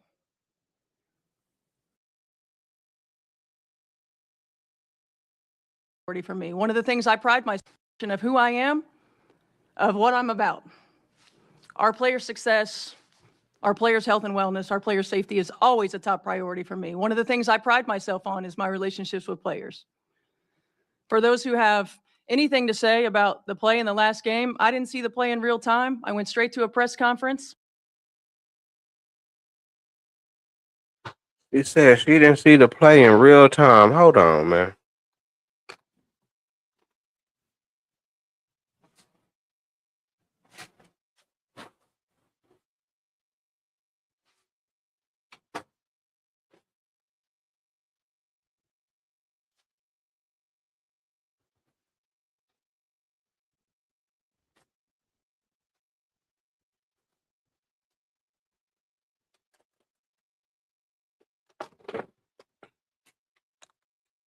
Hold on. She said she didn't see it in real time.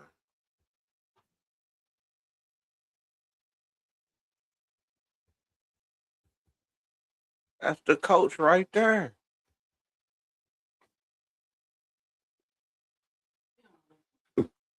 The coach is right here looking at the ball. She's looking at the game. She looking at the game. She right there. She got the best view in the whole gym. She got the best view in the whole gym.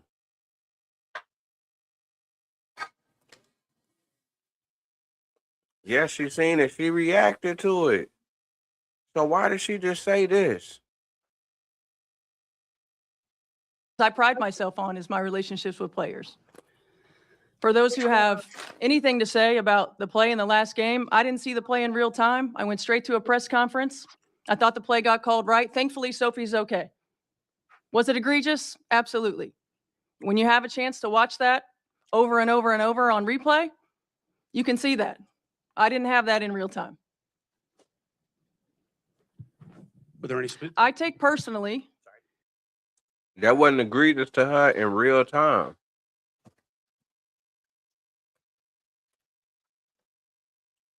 That wasn't egregious to her in real time.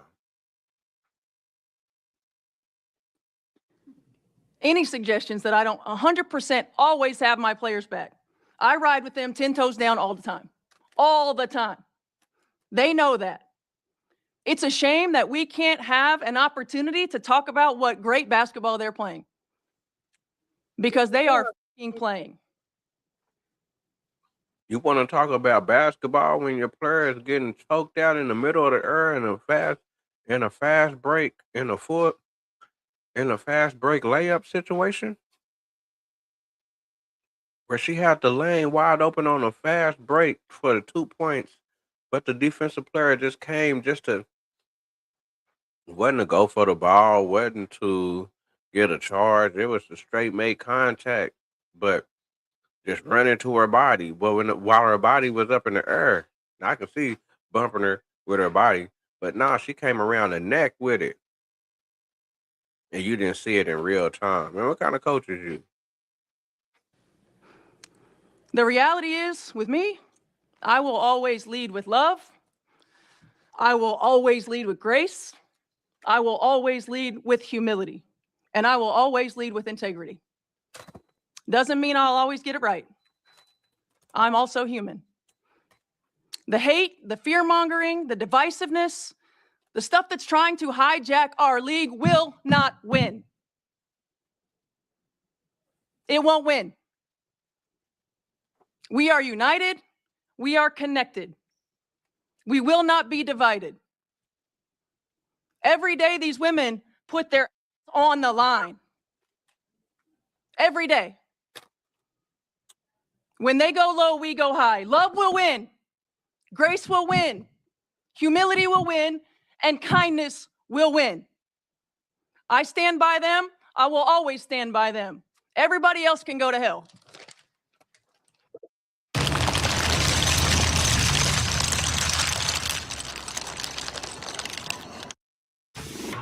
Traveling with your gun is a roll of the dice because the truth is, one small mistake, whether you know it. Boy, these lesbians are really something, right? Really something.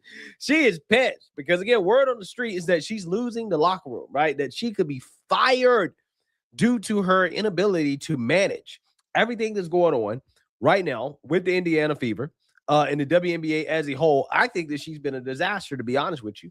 She's woke as hell. And quite honestly, right, they could probably be much better off with a coach that's not as woke, right? Just saying. A coach that's actually going to stand up for her players, right, and not go run into the other black lesbian. I guess this is maybe, who knows, right? This is lesbians standing up for lesbians, right? So they got to stick together. She go running over to DJ Carrington, right? DJ Carrington plays for the other team.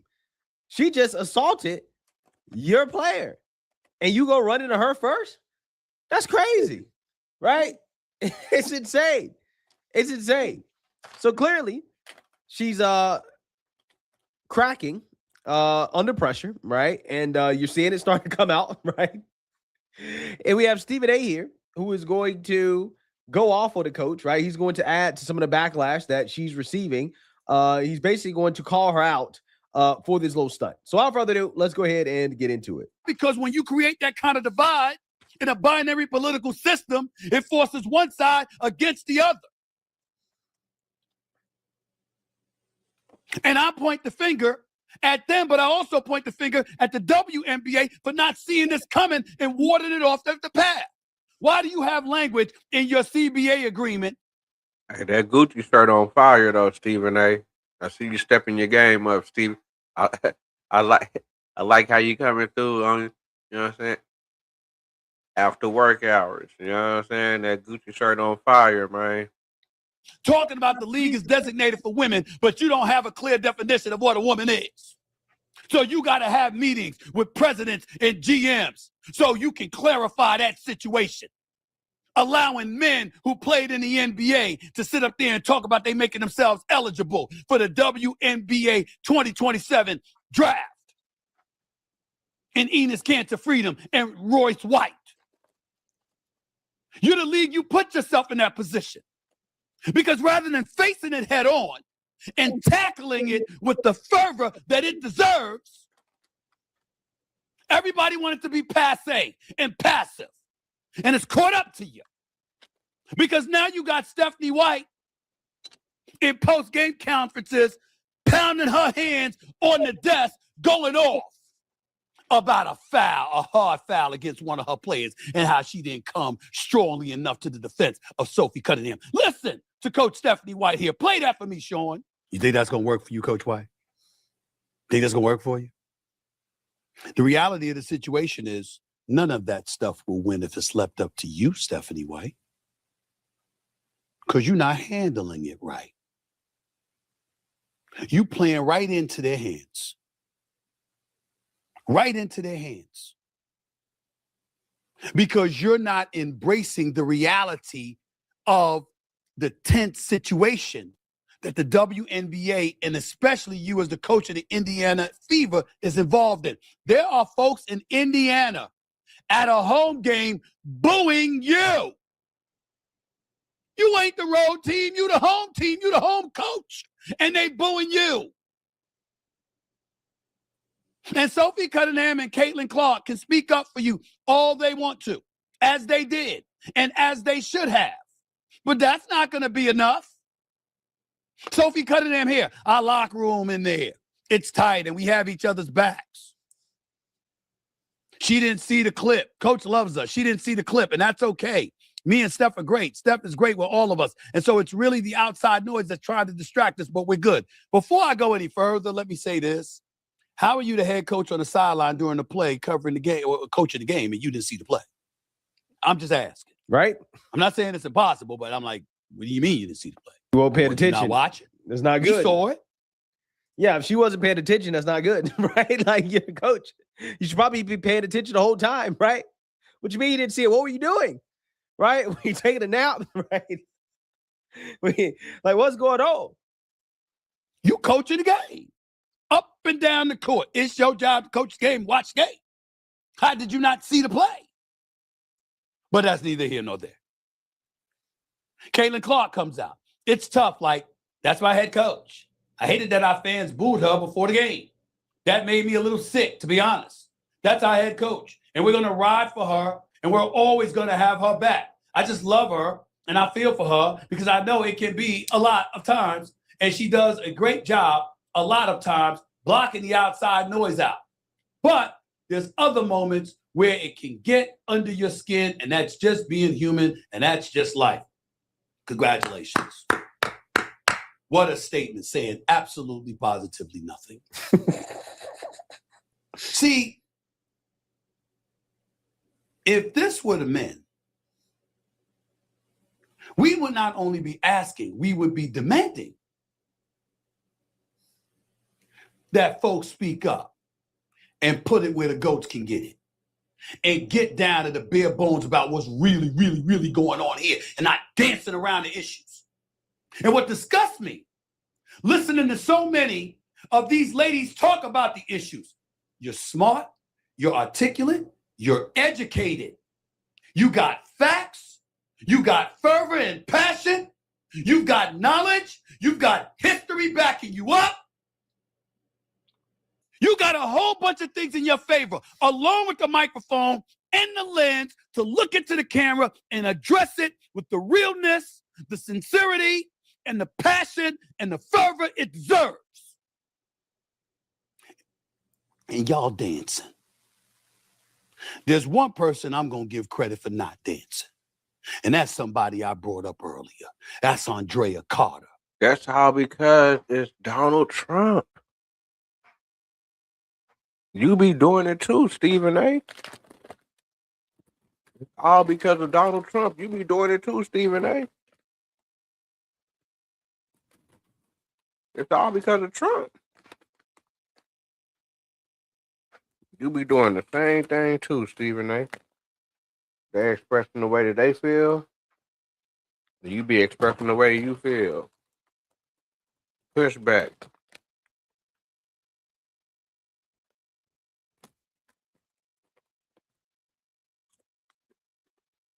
My colleague at ESPN, who is sensational. Listen to what she had to say last night. In reality, all of this emotion is coming from Steph White and what she said post-game about Dejanay, which she said it was a flagrant 2 foul, but she didn't think Dejanay was purposely going for her neck and that Dejanay is a player that plays hard. That's essentially what Steph White said. And people were going crazy, calling for her job because of that post-game statement. And, you know, I'm so interested in all those people. Now, that's just letting it ride off. The people is tripping. People, y'all not seeing what you thought you saw. That's the liberal woman going forward in the year 2026, going forward in America. You're not seeing what you're seeing. I'm telling you what you're seeing. That man right there is not a man. That's a woman. And if you don't identify as that person as a woman, you are being it's a hate word that you're using towards them. It's getting to that area to where common sense is not going to be seen. It's what's good for the liberal woman. If it's not good for the liberal woman and you don't agree with the liberal woman, you don't have common sense. That were piling on and calling for Steph White's job in this crazy, calling for her job. It was a flagrant 2 foul, but she didn't think Dejanay was purposely going for her neck and that Dejanay is a player that plays hard. That's essentially what Steph White said. And people were going crazy, calling for her job. Because if that was the other people head coach, they would be tripping if that was their head coach. Especially grown. Like, hold on. Come on now. Because of that post-game statement. And, you know, I'm so interested in all those people that were piling on and calling for Steph White's job in this most recent week. How many Indiana Fever games have you actually watched? How many games? So now is, have you invested into the league? If you ain't really invested into the league, you can't say nothing. But for the people that's invested into the league, that was born or at the game, talk to them. They the ones at the game. What you got to say to them? That ain't what they really seen. Games have you actually paid attention to watch the team and what they're doing out on the court? Are you calling for Steph White's job because of who she is as a coach, or are you calling for her job because you watched one clip and you're piling on and you're fueled by hatred and you're finding a space to exercise something that's not related to basketball at all? And that's where we are right now in the W, and that's why it's so frustrating. You can't just talk about basketball. And I look forward to the day, like Steph White said, when this is a space where basketball fans come to pick apart the game and the performances and come to celebrate the talent that we have, and where people are judged based on their basketball thoughts and what happens on the court, and their character is not associated with those things. And we're just not. She just used the Martin Luther King playbook. She just used the Martin Luther King playbook. But they going off. They not going off the character. They say that the character is wrong because she's stamping up for women that said they don't want trans women, that they don't want trans men in women's sports. That place right now. What happens on the court, and their character is not associated with those things. And we're just not at that place right now. Hot piece and butter.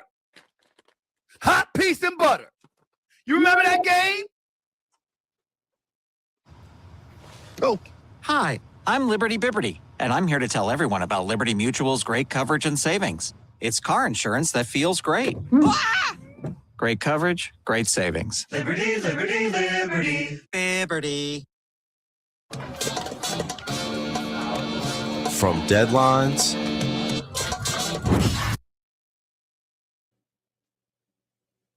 Or should I say hot piece of butter rather than hot piece of butter? Red light, green light, 1, 2, 3. You're getting closer and closer and closer because that's where Andrea Carter was going.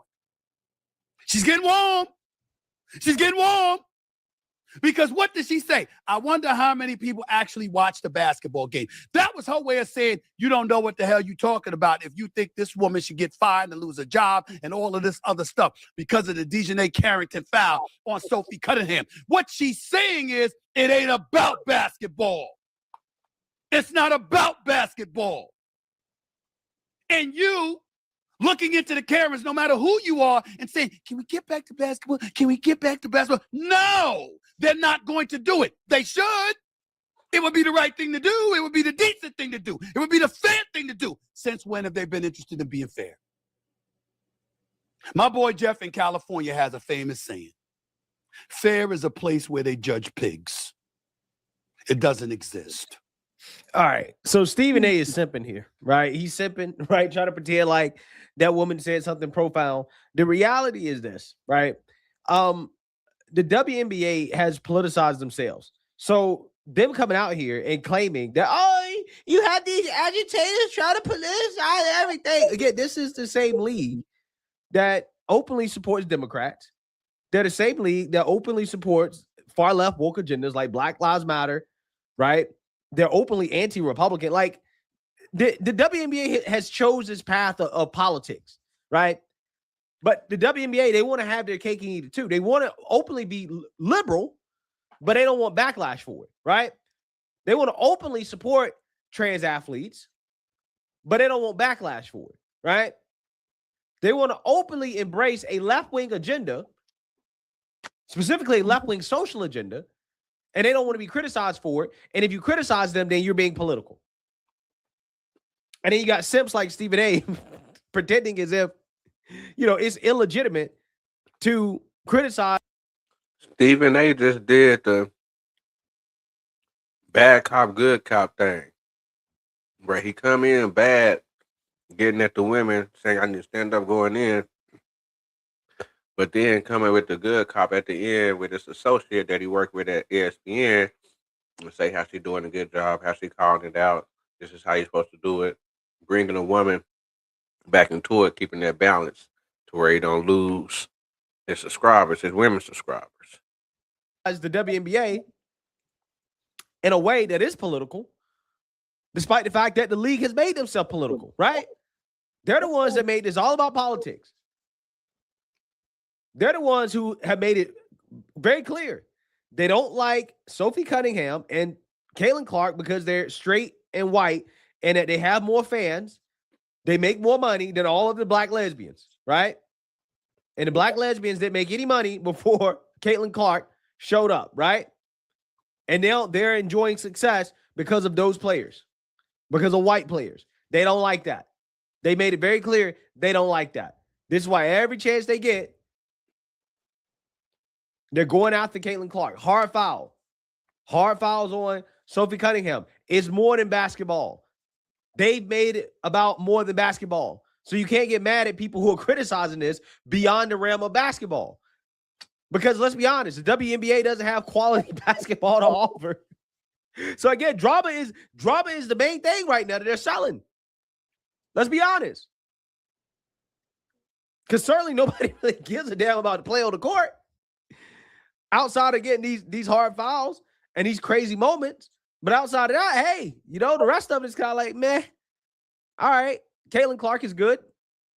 But everybody else, right? Snooze fest. So, you know, ultimately at the end of the day, if these players are upset, they're mad because it's political, they have nobody to blame but themselves because they're the ones that made it political. Does anybody ever, you know, complain about the WNBA being political when they're openly supporting the left-wing agenda? No. Now, well, I'll put it this way. Do any of these liberals complain about that, right? But when it comes to Stephanie White getting criticism, oh, you guys are making it political. It should stay about basketball. No, the WNBA can't thrive on just basketball. I'm sorry, right? Sorry to tell you, right? They can't thrive on just basketball. But again, if they really want to get back to just basketball, if that's really what they want, then they should stop being openly political. Either way, right? And they should stop targeting and abusing players based off skin color, right? Maybe they should stop doing that, right? If they stop doing those things, then maybe we can get to just basketball. Until then, this is what you got to deal with. And clearly, some of the woke lesbians are cracking under the pressure. So let me know what you guys think. Make sure you like, comment, and subscribe. Most importantly, share a Black conservative perspective. Peace.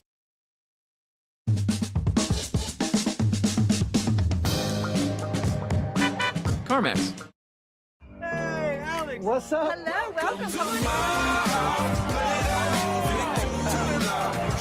Ghetto 20 was an absolute steal for Dejanay Carrington. Here's Cunningham up ahead of the field. And some of y'all are racist and you need to just come out and say it.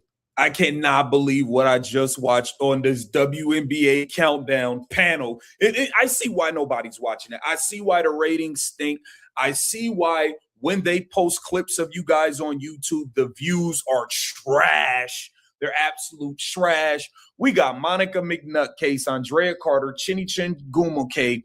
They don't know what they talking about. They don't know what they're talking about. This is crazy. Welcome to Keep the Vision. Make sure you like, comment, subscribe, share the channel, hit that bell notification, hype the video. That'd be greatly appreciated.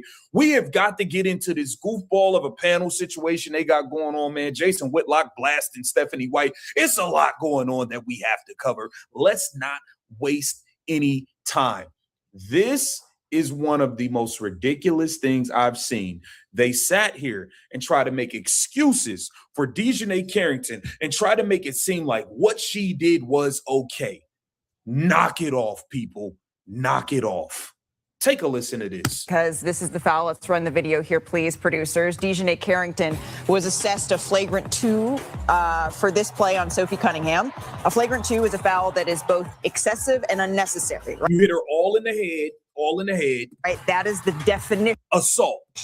So after the game, Fever coach Stephanie White was asked for her view of this foul. This is what she said.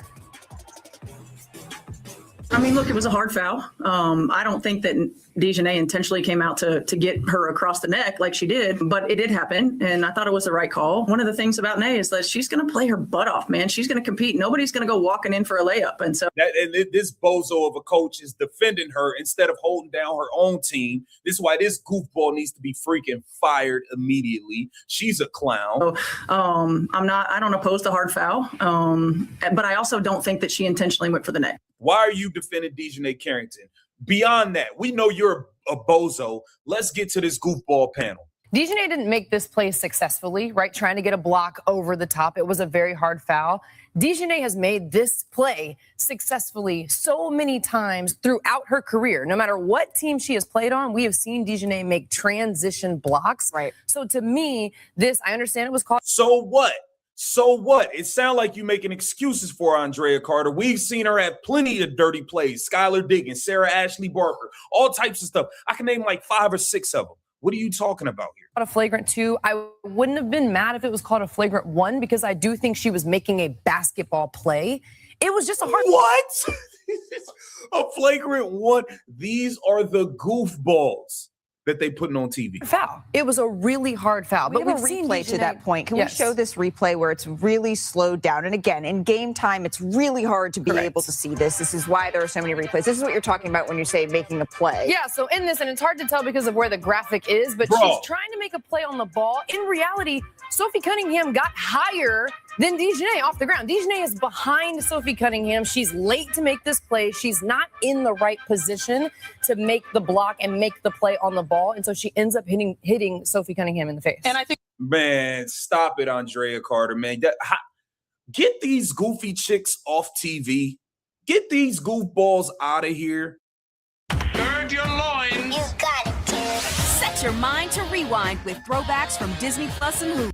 Not being in the right position is what escalated it to a flagrant 2, because that, when you look at the definition, unnecessary and excessive, the unnecessary part to me is, even though maybe your attempt was to try to make a play on the ball, the majority of the contact was above the neck. And also that contact was excessive. Plus she was in the air. And so when I looked at this in-game flow, I was like, okay, that was a lot. And I was not mad at it being a flagrant 2. And it's pretty automatic. When you hit someone in the neck or the head, that tends to be a pretty automatic flagrant 2 here, Mike. You talked about the degree of contact above the head. That is what made it a flagrant 2. I just want to show that DJ has made these plays before. Oh my! Now she wants to show. Are you going to show the Skylar Diggins clip?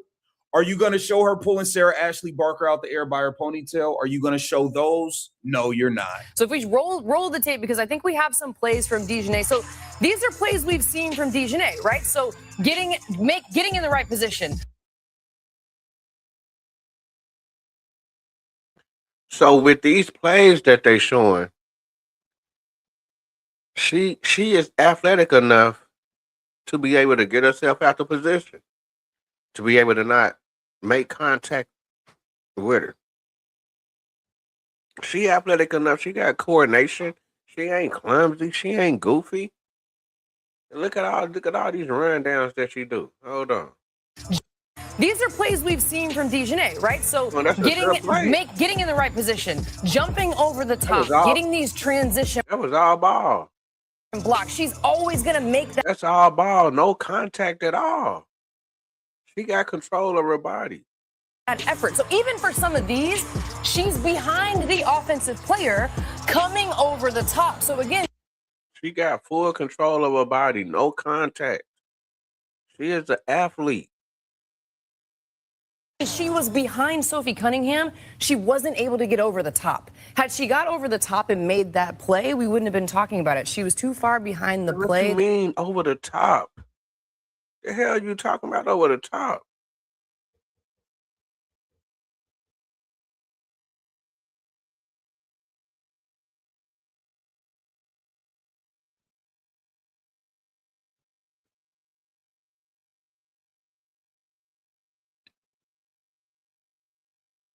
For her to be able to block that with her left hand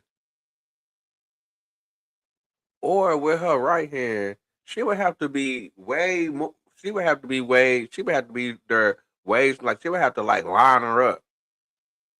You know what I'm saying? Like this ain't no real lining up. Like she ain't nowhere close.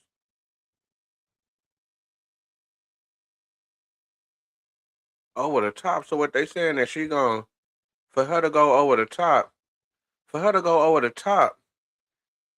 yeah, she launched a little bit early. That's how you kind of go over the top or whatever.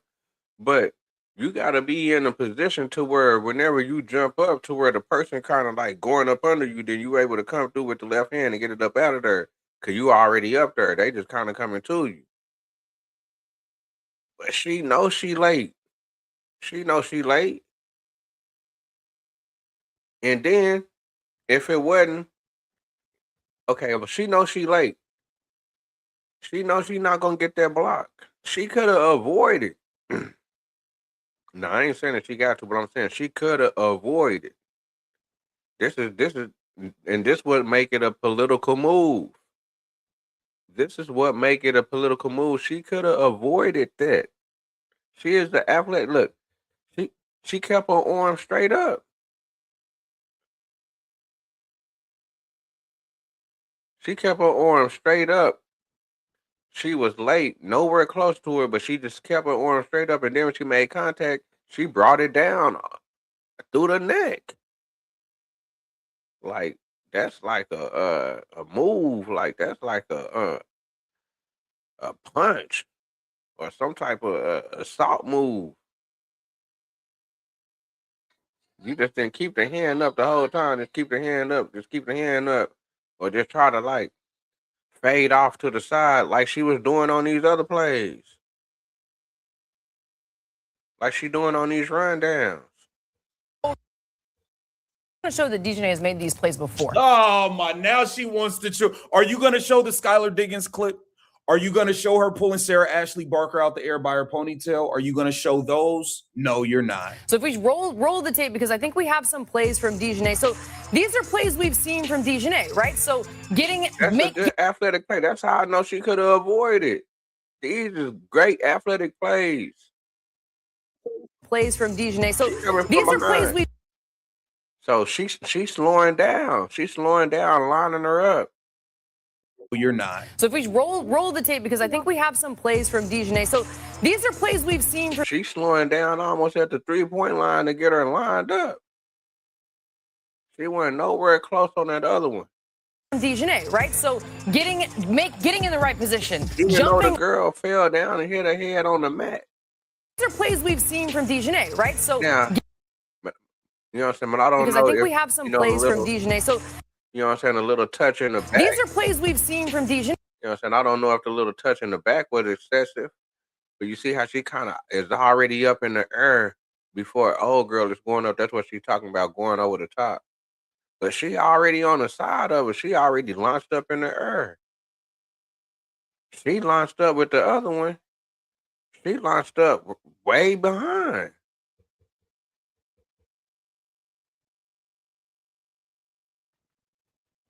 She launching up. She hella behind.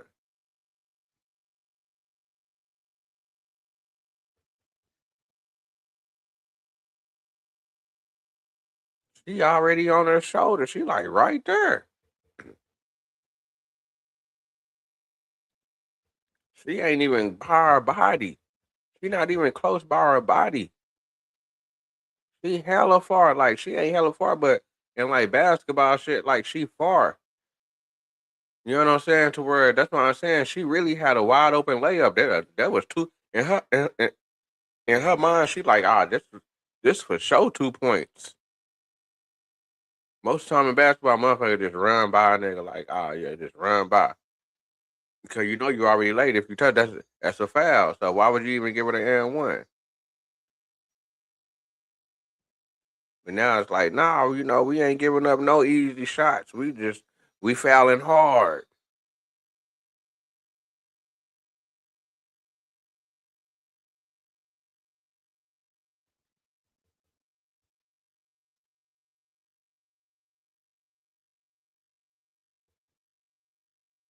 Right? So getting in the right position, jumping over the top, getting these transition blocks. She's always going to make that effort. So even for some of these, she's behind the offensive player coming over the top. So again, she was behind Sophie Cunningham. She wasn't able to get over the top. Had she got over the top and made that play, we wouldn't have been talking about it. She was too far behind the play. The contact above the head was too much. But that's what DJ Carrington does. So what? So what? So what? So what, man? Fire Andrea Carter. This is all about, once again, this is all about the Trumpster. This is all about the Trumpster coming up with that executive order 14201. No man playing in women's sports. And they have to go against the Trumpster because a man cannot tell them what to do. You not in control of what of me. The liberal woman cannot be controlled.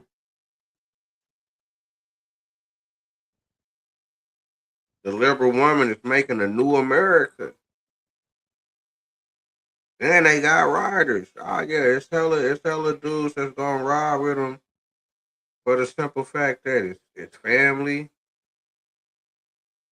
For the simple fact, just showing love to that's the natural thing for us to do, is to show love to the female. But hold on. The natural thing should be to also talk to a motherfucking and let somebody know where they wrong at. But no. Ain't no more of that in America. That's over with.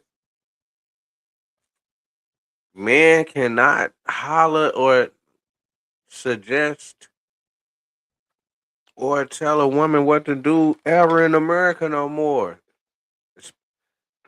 Liberal women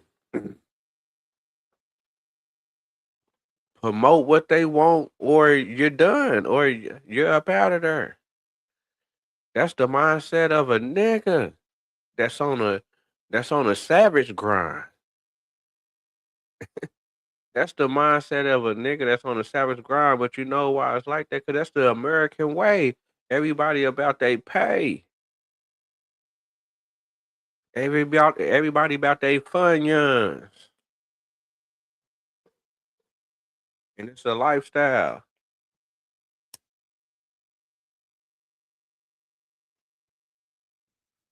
And if you ain't supporting, then there's something wrong with you.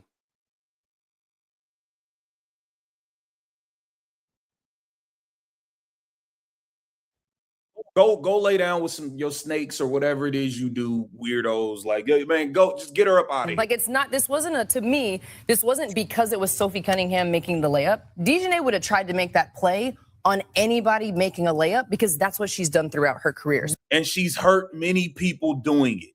She's hurt many people doing it. You didn't know. Why didn't you play the Skylar Diggins clip? Why didn't you play her pulling Sarah Ashley Barker out the air by her ponytail? Why didn't you play any of the other dirty things she's done, poking people in the eye? She done. Come on, But I just want to make it known, it wasn't DiJonai versus Sophie Cunningham. That's DiJonai Carrington versus anybody. I think that is incredible context, and I love the video to support that. The other part, though, to me is like, it's competition, and I say this all the time. Oh my God! Look at this clown.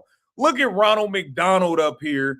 Oh my God. Sports about women's sports at large. Like, you are competing. Yeah. When you have a track record, you have confidence in making those plays. They got to. This is. I don't think that this is their original thoughts. This is a playbook that's put in by the uppers. It's the reason why they never talked about Edna Cantor and Royce Wright and Royce White and bring them up on the ESPN this week. It's a reason why they didn't interview them on ESPN this week and they had a big topic like that.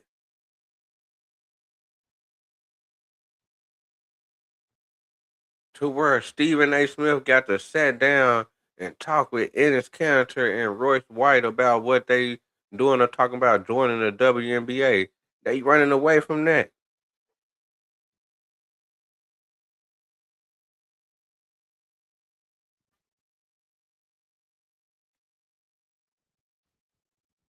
They running away from that.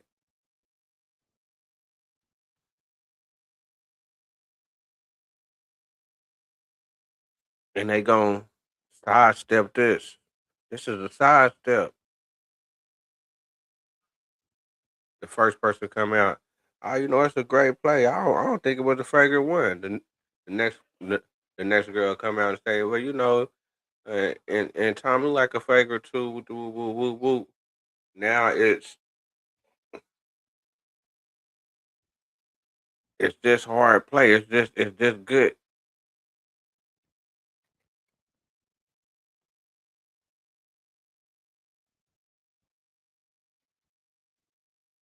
Nothing easy. Yeah, we ain't gonna give up nothing easy, but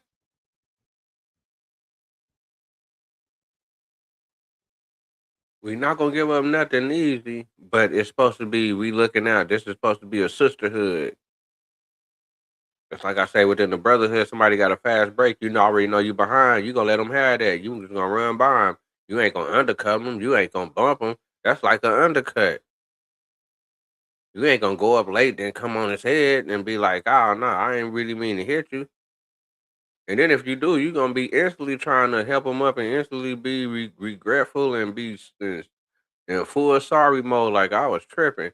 You ain't supposed to text after or tweet after that situation where you get ejected for that and say white privilege. Come on, man, stop that. Sometimes it's a swing and a miss, literally, and the repercussions are that they are. That wasn't a swing and a miss. That was a swing and a connect. What are you talking about? When emergency strikes, first responders rely on the latest technology. That's why T-Mobile built T-Priority. And these are also split decisions that you make in the middle of a play. Right, And I would say, you know, me personally, when you are someone. This is disgusting, man. This is disgusting, bro. I cannot believe they sitting here and trying to make excuses for this lady. They are making excuses for what she did. Incredible. I mean, if they can make an excuse for a man playing in women's sports or for boys playing in girls' sports, they can definitely make an excuse for this. Come on, this just the beginning.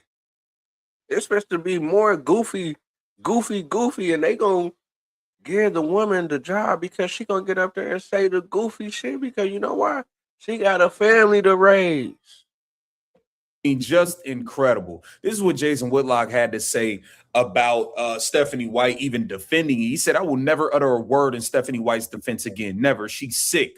Must be fired. What a joke. Jason Whitlock, thank you for waking up, smelling the coffee.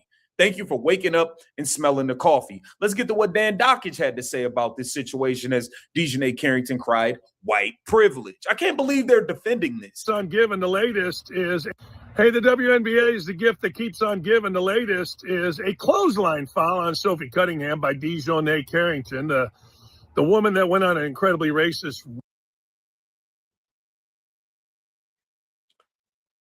Okay, my bad. I thought that was the Ankh earlier. That ain't no Ankh. I don't know if that is. I don't know if that's like some Muslim. Is that a Muslim symbol? She a Muslim? She can't be a Muslim because she be showing her face. She ain't wearing no hijabs or nothing like that. So I don't know. Sophie Cunningham by Dejanay Carrington, the woman that went on an incredibly racist rant against cab driver, and of course knocked the hell out of Caitlin Clark from behind her rookie year. But that's okay. I'm not mad at that kind of basketball. That's all good. But the problem is after. It was white privilege. I just want you to think logically and please comment on this. White girl goes to the basket. African-American woman knocks her on her ass, clothesliner, knocks her down, upgraded to a flagrant 2. Black girl kicked out, and it's all because of white privilege. Let me know what you think. I think it's typical WNBA stupidity, and I love it. Hey, I agree with it. I agree, man. This is pure stupidity. This league is a joke at this point, man. And these are some of the idiots they have on TV talking and representing it. You got Monica McNutcase and you got Andrea Carter. Talk about a clown show. Talk about a circus. From on the floor to off the floor with the people y'all have representing doing WNBA Countdown.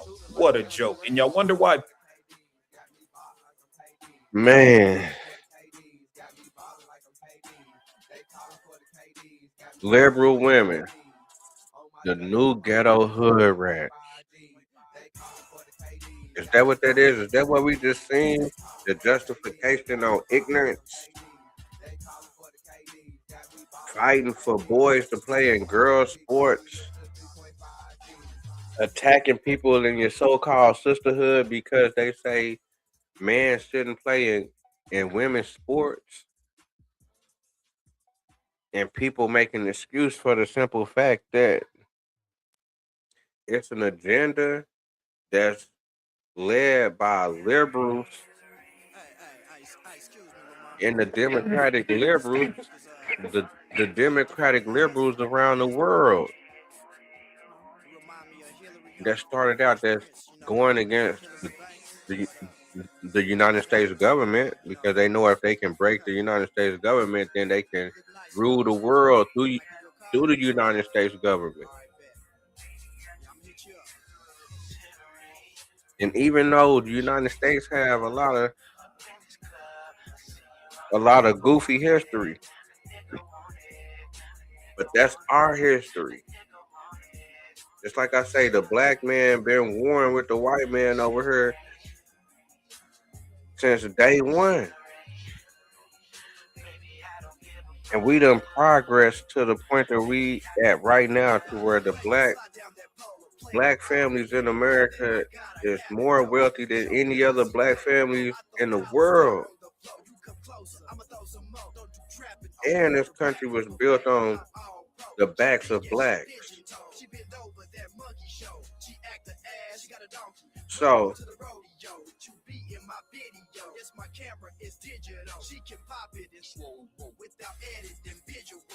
the liberal woman is not satisfied with America. And I can see why. This is my theory. If the white man would have left the black man alone a long time ago and gave him equal rights, and he was able to have the jobs and the opportunities a long time ago, and it wasn't no prejudice and hate towards black men coming up so they can be able to take care of their family. But the kid still was produced. And because of the prejudice and the terroristic acts and the hate towards the blacks in America, the black families was a struggle to where the mother, the black mom has to go work because the black dad is not at the house. He is not there. So how can you deny the woman the job when she got kids to feed?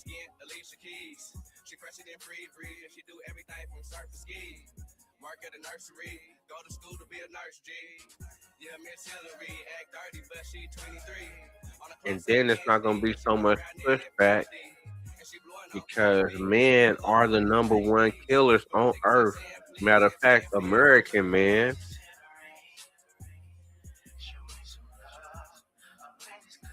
And a woman is gonna listen a little bit better to the boss. A man will tell the boss, fuck you and this job. A woman ain't gonna do that.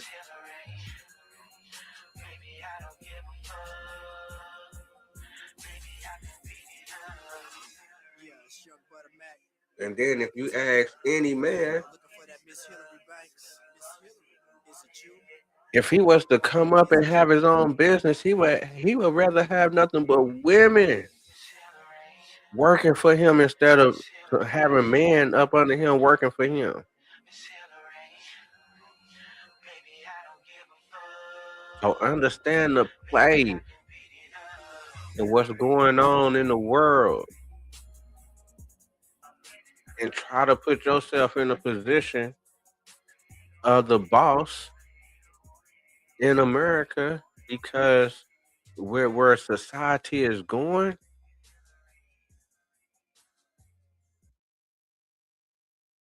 it's going to be sexless. It's going to be sexless relationships. I'm talking about physical sex. The sex is going to come through situations like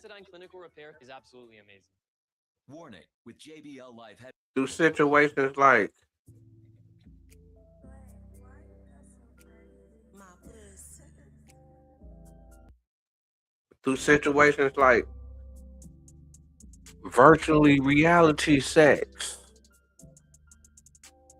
Like you see on the Demolition Man. Let me see if I can pull that clip. You know, a form of phone sex. You know how phone sex is, you're not, but you still having pleasure. Phone sex, but it's because people already, some women, some men don't even want you to even be touching them right after having sex. Don't touch me.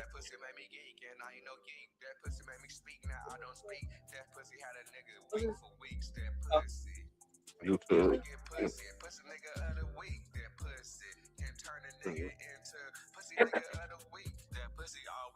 Let me see if I can pull this clip.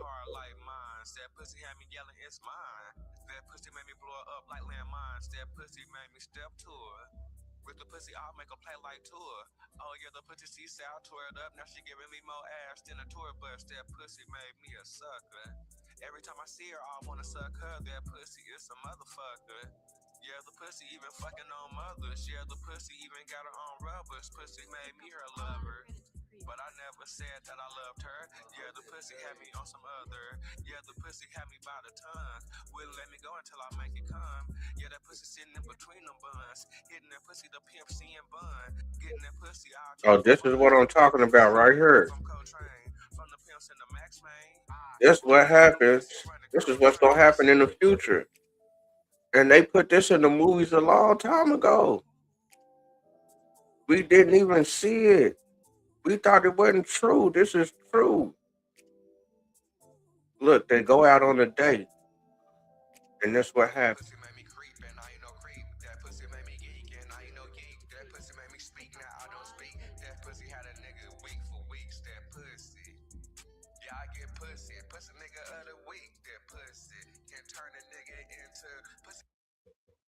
The perfect 20th century apartment. Well, Huxley, it's very... Isn't it?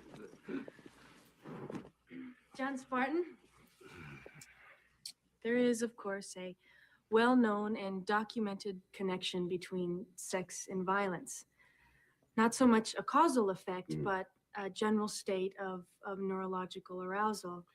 And after having... You hear the educated woman talking about sex? You hear that this is the liberal woman of the future. You know she's a police officer also, right? Okay.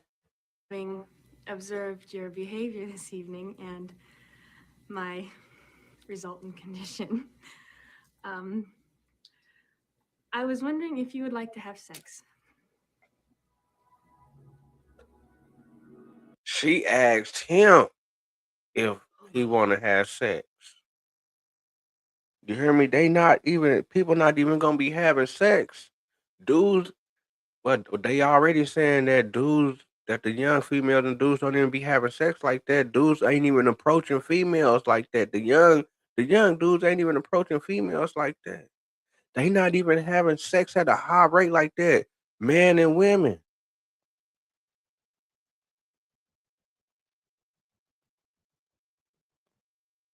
These niggas is not fucking like we was used to be fucking a long time ago.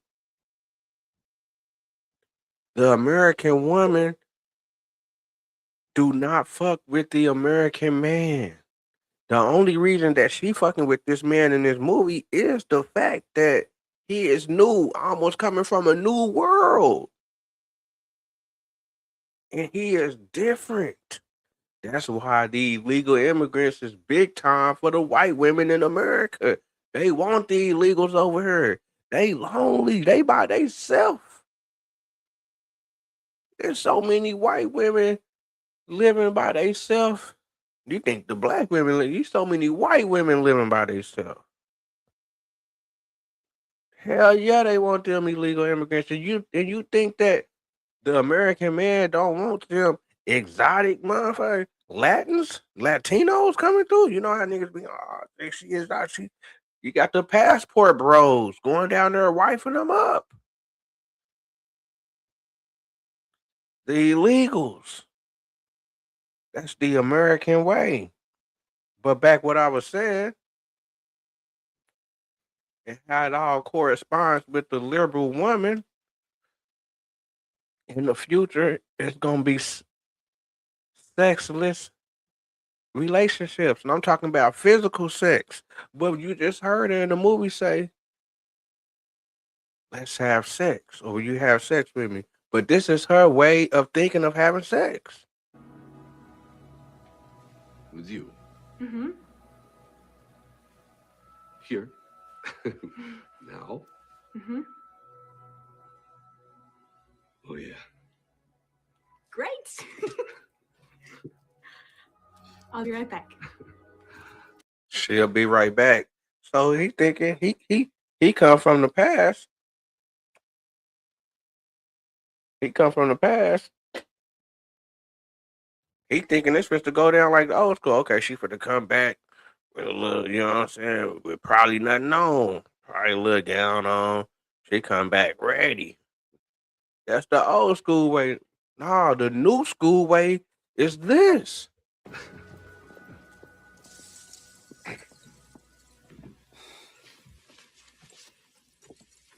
You getting ready, taking off clothes. Like, I'm supposed to knock her down. It been a cool little minute. I'm supposed to get at her. Lord.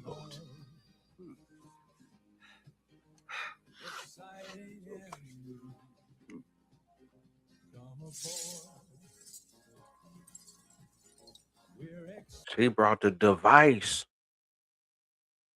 She brought a damn video game out there. You know the females is into video games now, right? You know they gaming. Females is gaming. How the hell she fucking if she playing the damn game all damn day?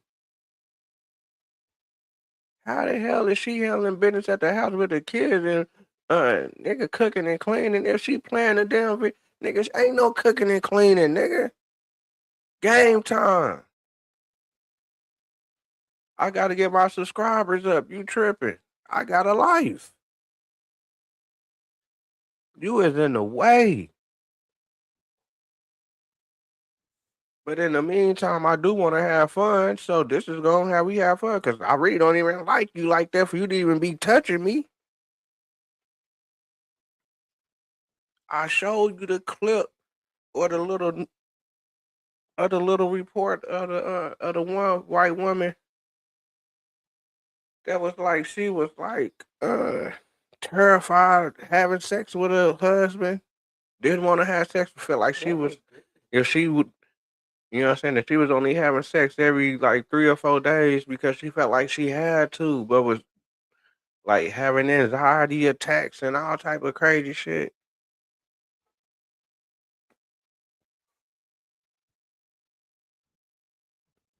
That is the future of the liberal. Have a kid and the son say, I don't even know how the son even get the thoughts, but the son say, I'm a do myself in if you don't call me a girl.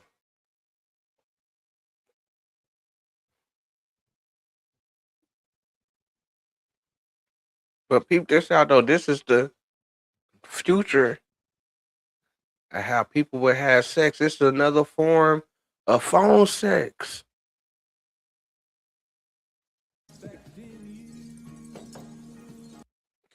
Niggas is gonna be able to rent these in prison.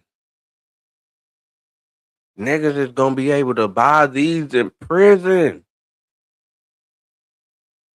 Niggas is gonna be the prison is gonna almost be a luxury. You gonna be in your own space. You gonna ain't nobody gonna you just hooked up to the internet all day. You on social media, all you playing video games, you ordering food, you watching TV, you making your own videos. This is the future.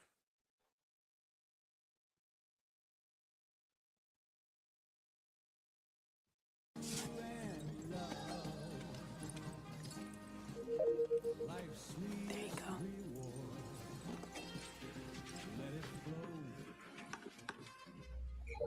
Or just relax.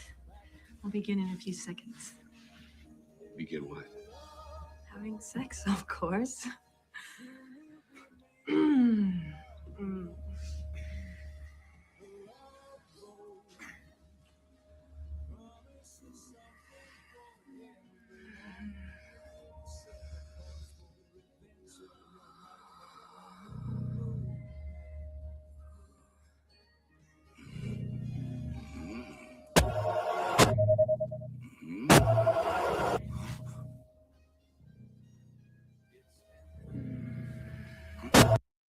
That's the future.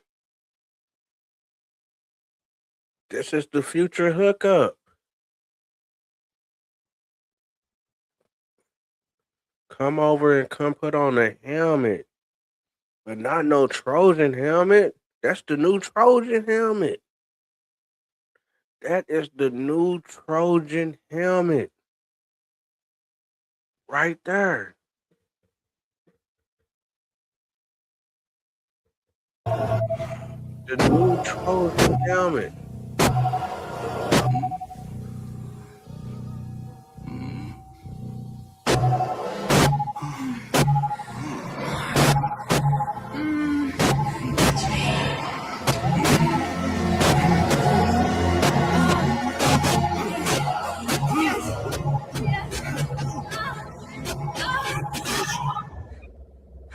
What's wrong? He broke contact. Hey, that blew his mind.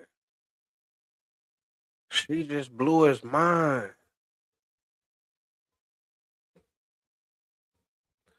This is the new way. This is how you're gonna be able to have intercourse and sex with a liberal woman in the future. Because you know why? She don't want no kids. This is the great way to eliminate abortion. Ain't no kids. Ain't no the old school way. That's gonna be assimilation. The woman is not for you to be doing that, you're gonna be for you to do it the old school way, you're gonna be out the loop, you're gonna be out of the norm. This is the popular way going in the future. Ain't no more touching, kissing. People don't even kiss anymore. Ain't no more of that. Ain't no more physical. In the future, it's not physical. In the future, is get your bread up. Make sure that you got the latest technology because the woman will have the latest technology. And the only way you're going to be able to play with her is if you have the latest technology. You yourself, not nobody else's technology, yourself.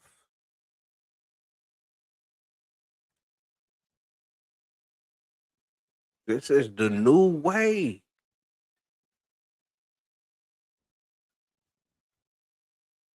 And if you ain't got the new technology, most likely you're going to jail because you're going to find yourself out the loop and you're going to be doing crazy things just to be able to be comfortable.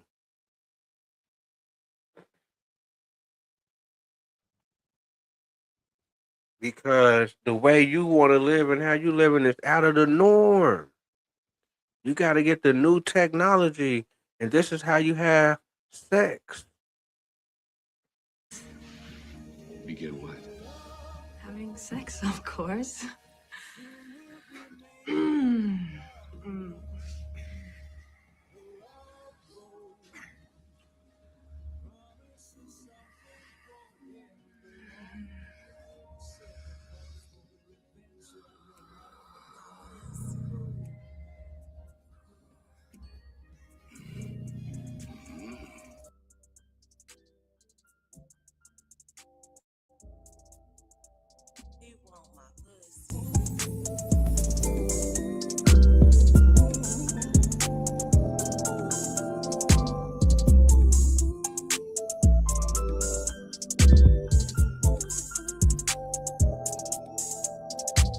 That pussy made me creep, and I ain't no creep. That pussy made me geek, and I ain't no geek. That pussy made me speak, now I don't speak. That pussy had a nigga weak for weeks. That pussy.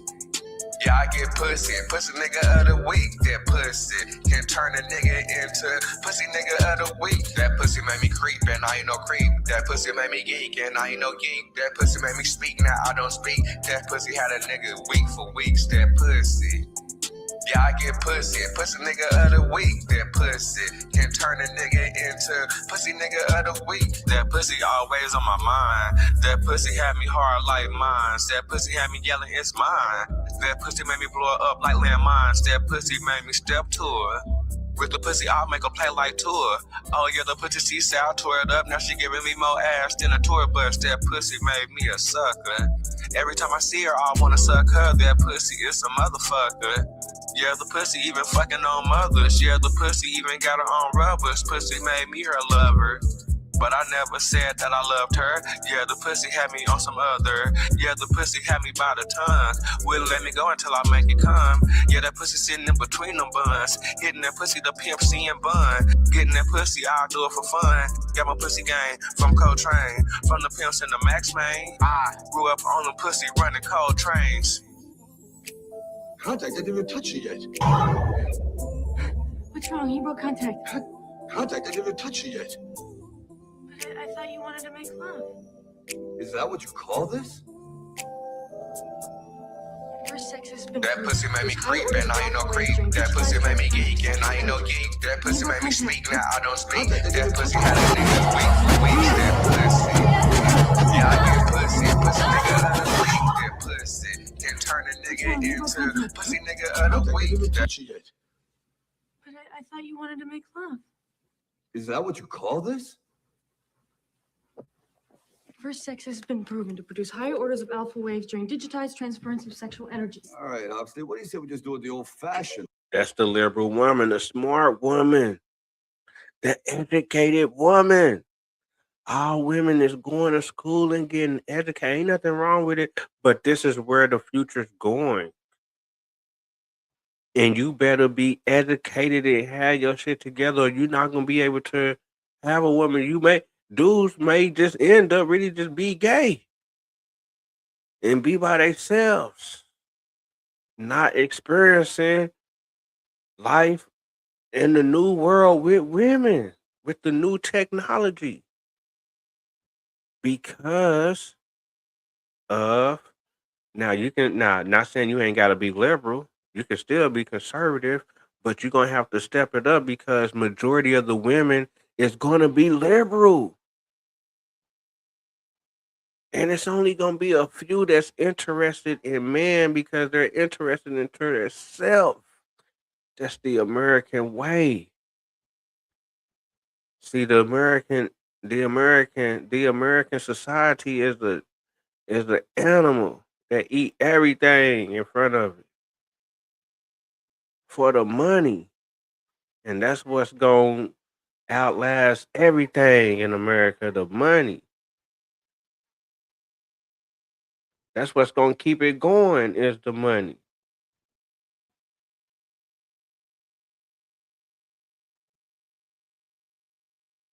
And the new technology and the educated way, the new studies. If you're not locked in, then you're going to be locked out. During digitized First sex has been proven to produce higher orders of alpha waves during digitized transference of sexual energies. All right, Obstate, what do you say we just do it the old-fashioned way? Ew, disgusting. You mean fluid transfer? I mean, What I tell you, this is the future. You see it in the WNBA.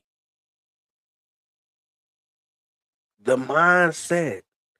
We talking about the mindset. We talking about what's accepted and what's not accepted. Bodie, the wild mambo, the hunka chunka. Smash that like button, gang. Yeah, now drop.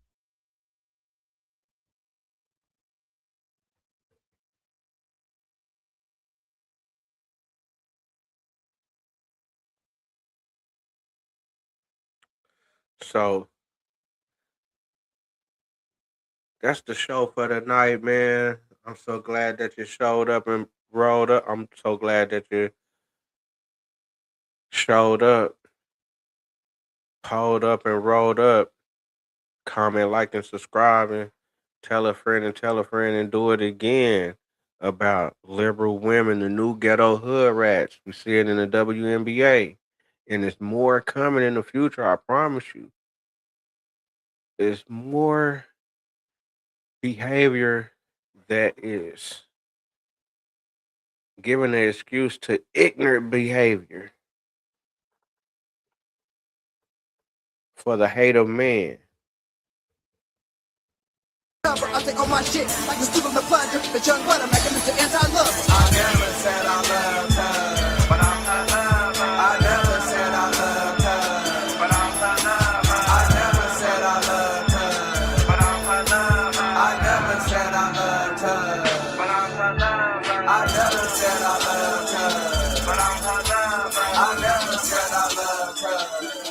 I never said I loved her, but I'm her lover. I never said I loved her, but I'm her lover. I can't say that. Even if she paid the man, I'm a young player. I bought an X from Patrick, say that. Well, I'm a designer player. Well, I'm designed to play her. And when I broke baby girl heart, I told her this to take banger. You know this game ain't fair, especially when she see my fare. Now I'm getting more ass than ride, let's just stay fair. Plus she's spinning in linen, she keep getting the fine linen. Well, I'm only fucking with the women, just don't you be no winning. Like this whole night Erin, she doing what running errands. Plus she was already cool with my other two bitches named Sharon and Karen. Then the house with the dog, and the rats with the stacks. Plus the sluts with the bugs. That's how I make up my Mac. I'm a Mac. On the track, I make a thing, bitch, she like a box of X-Lax, like a PDD ass, yeah, she take me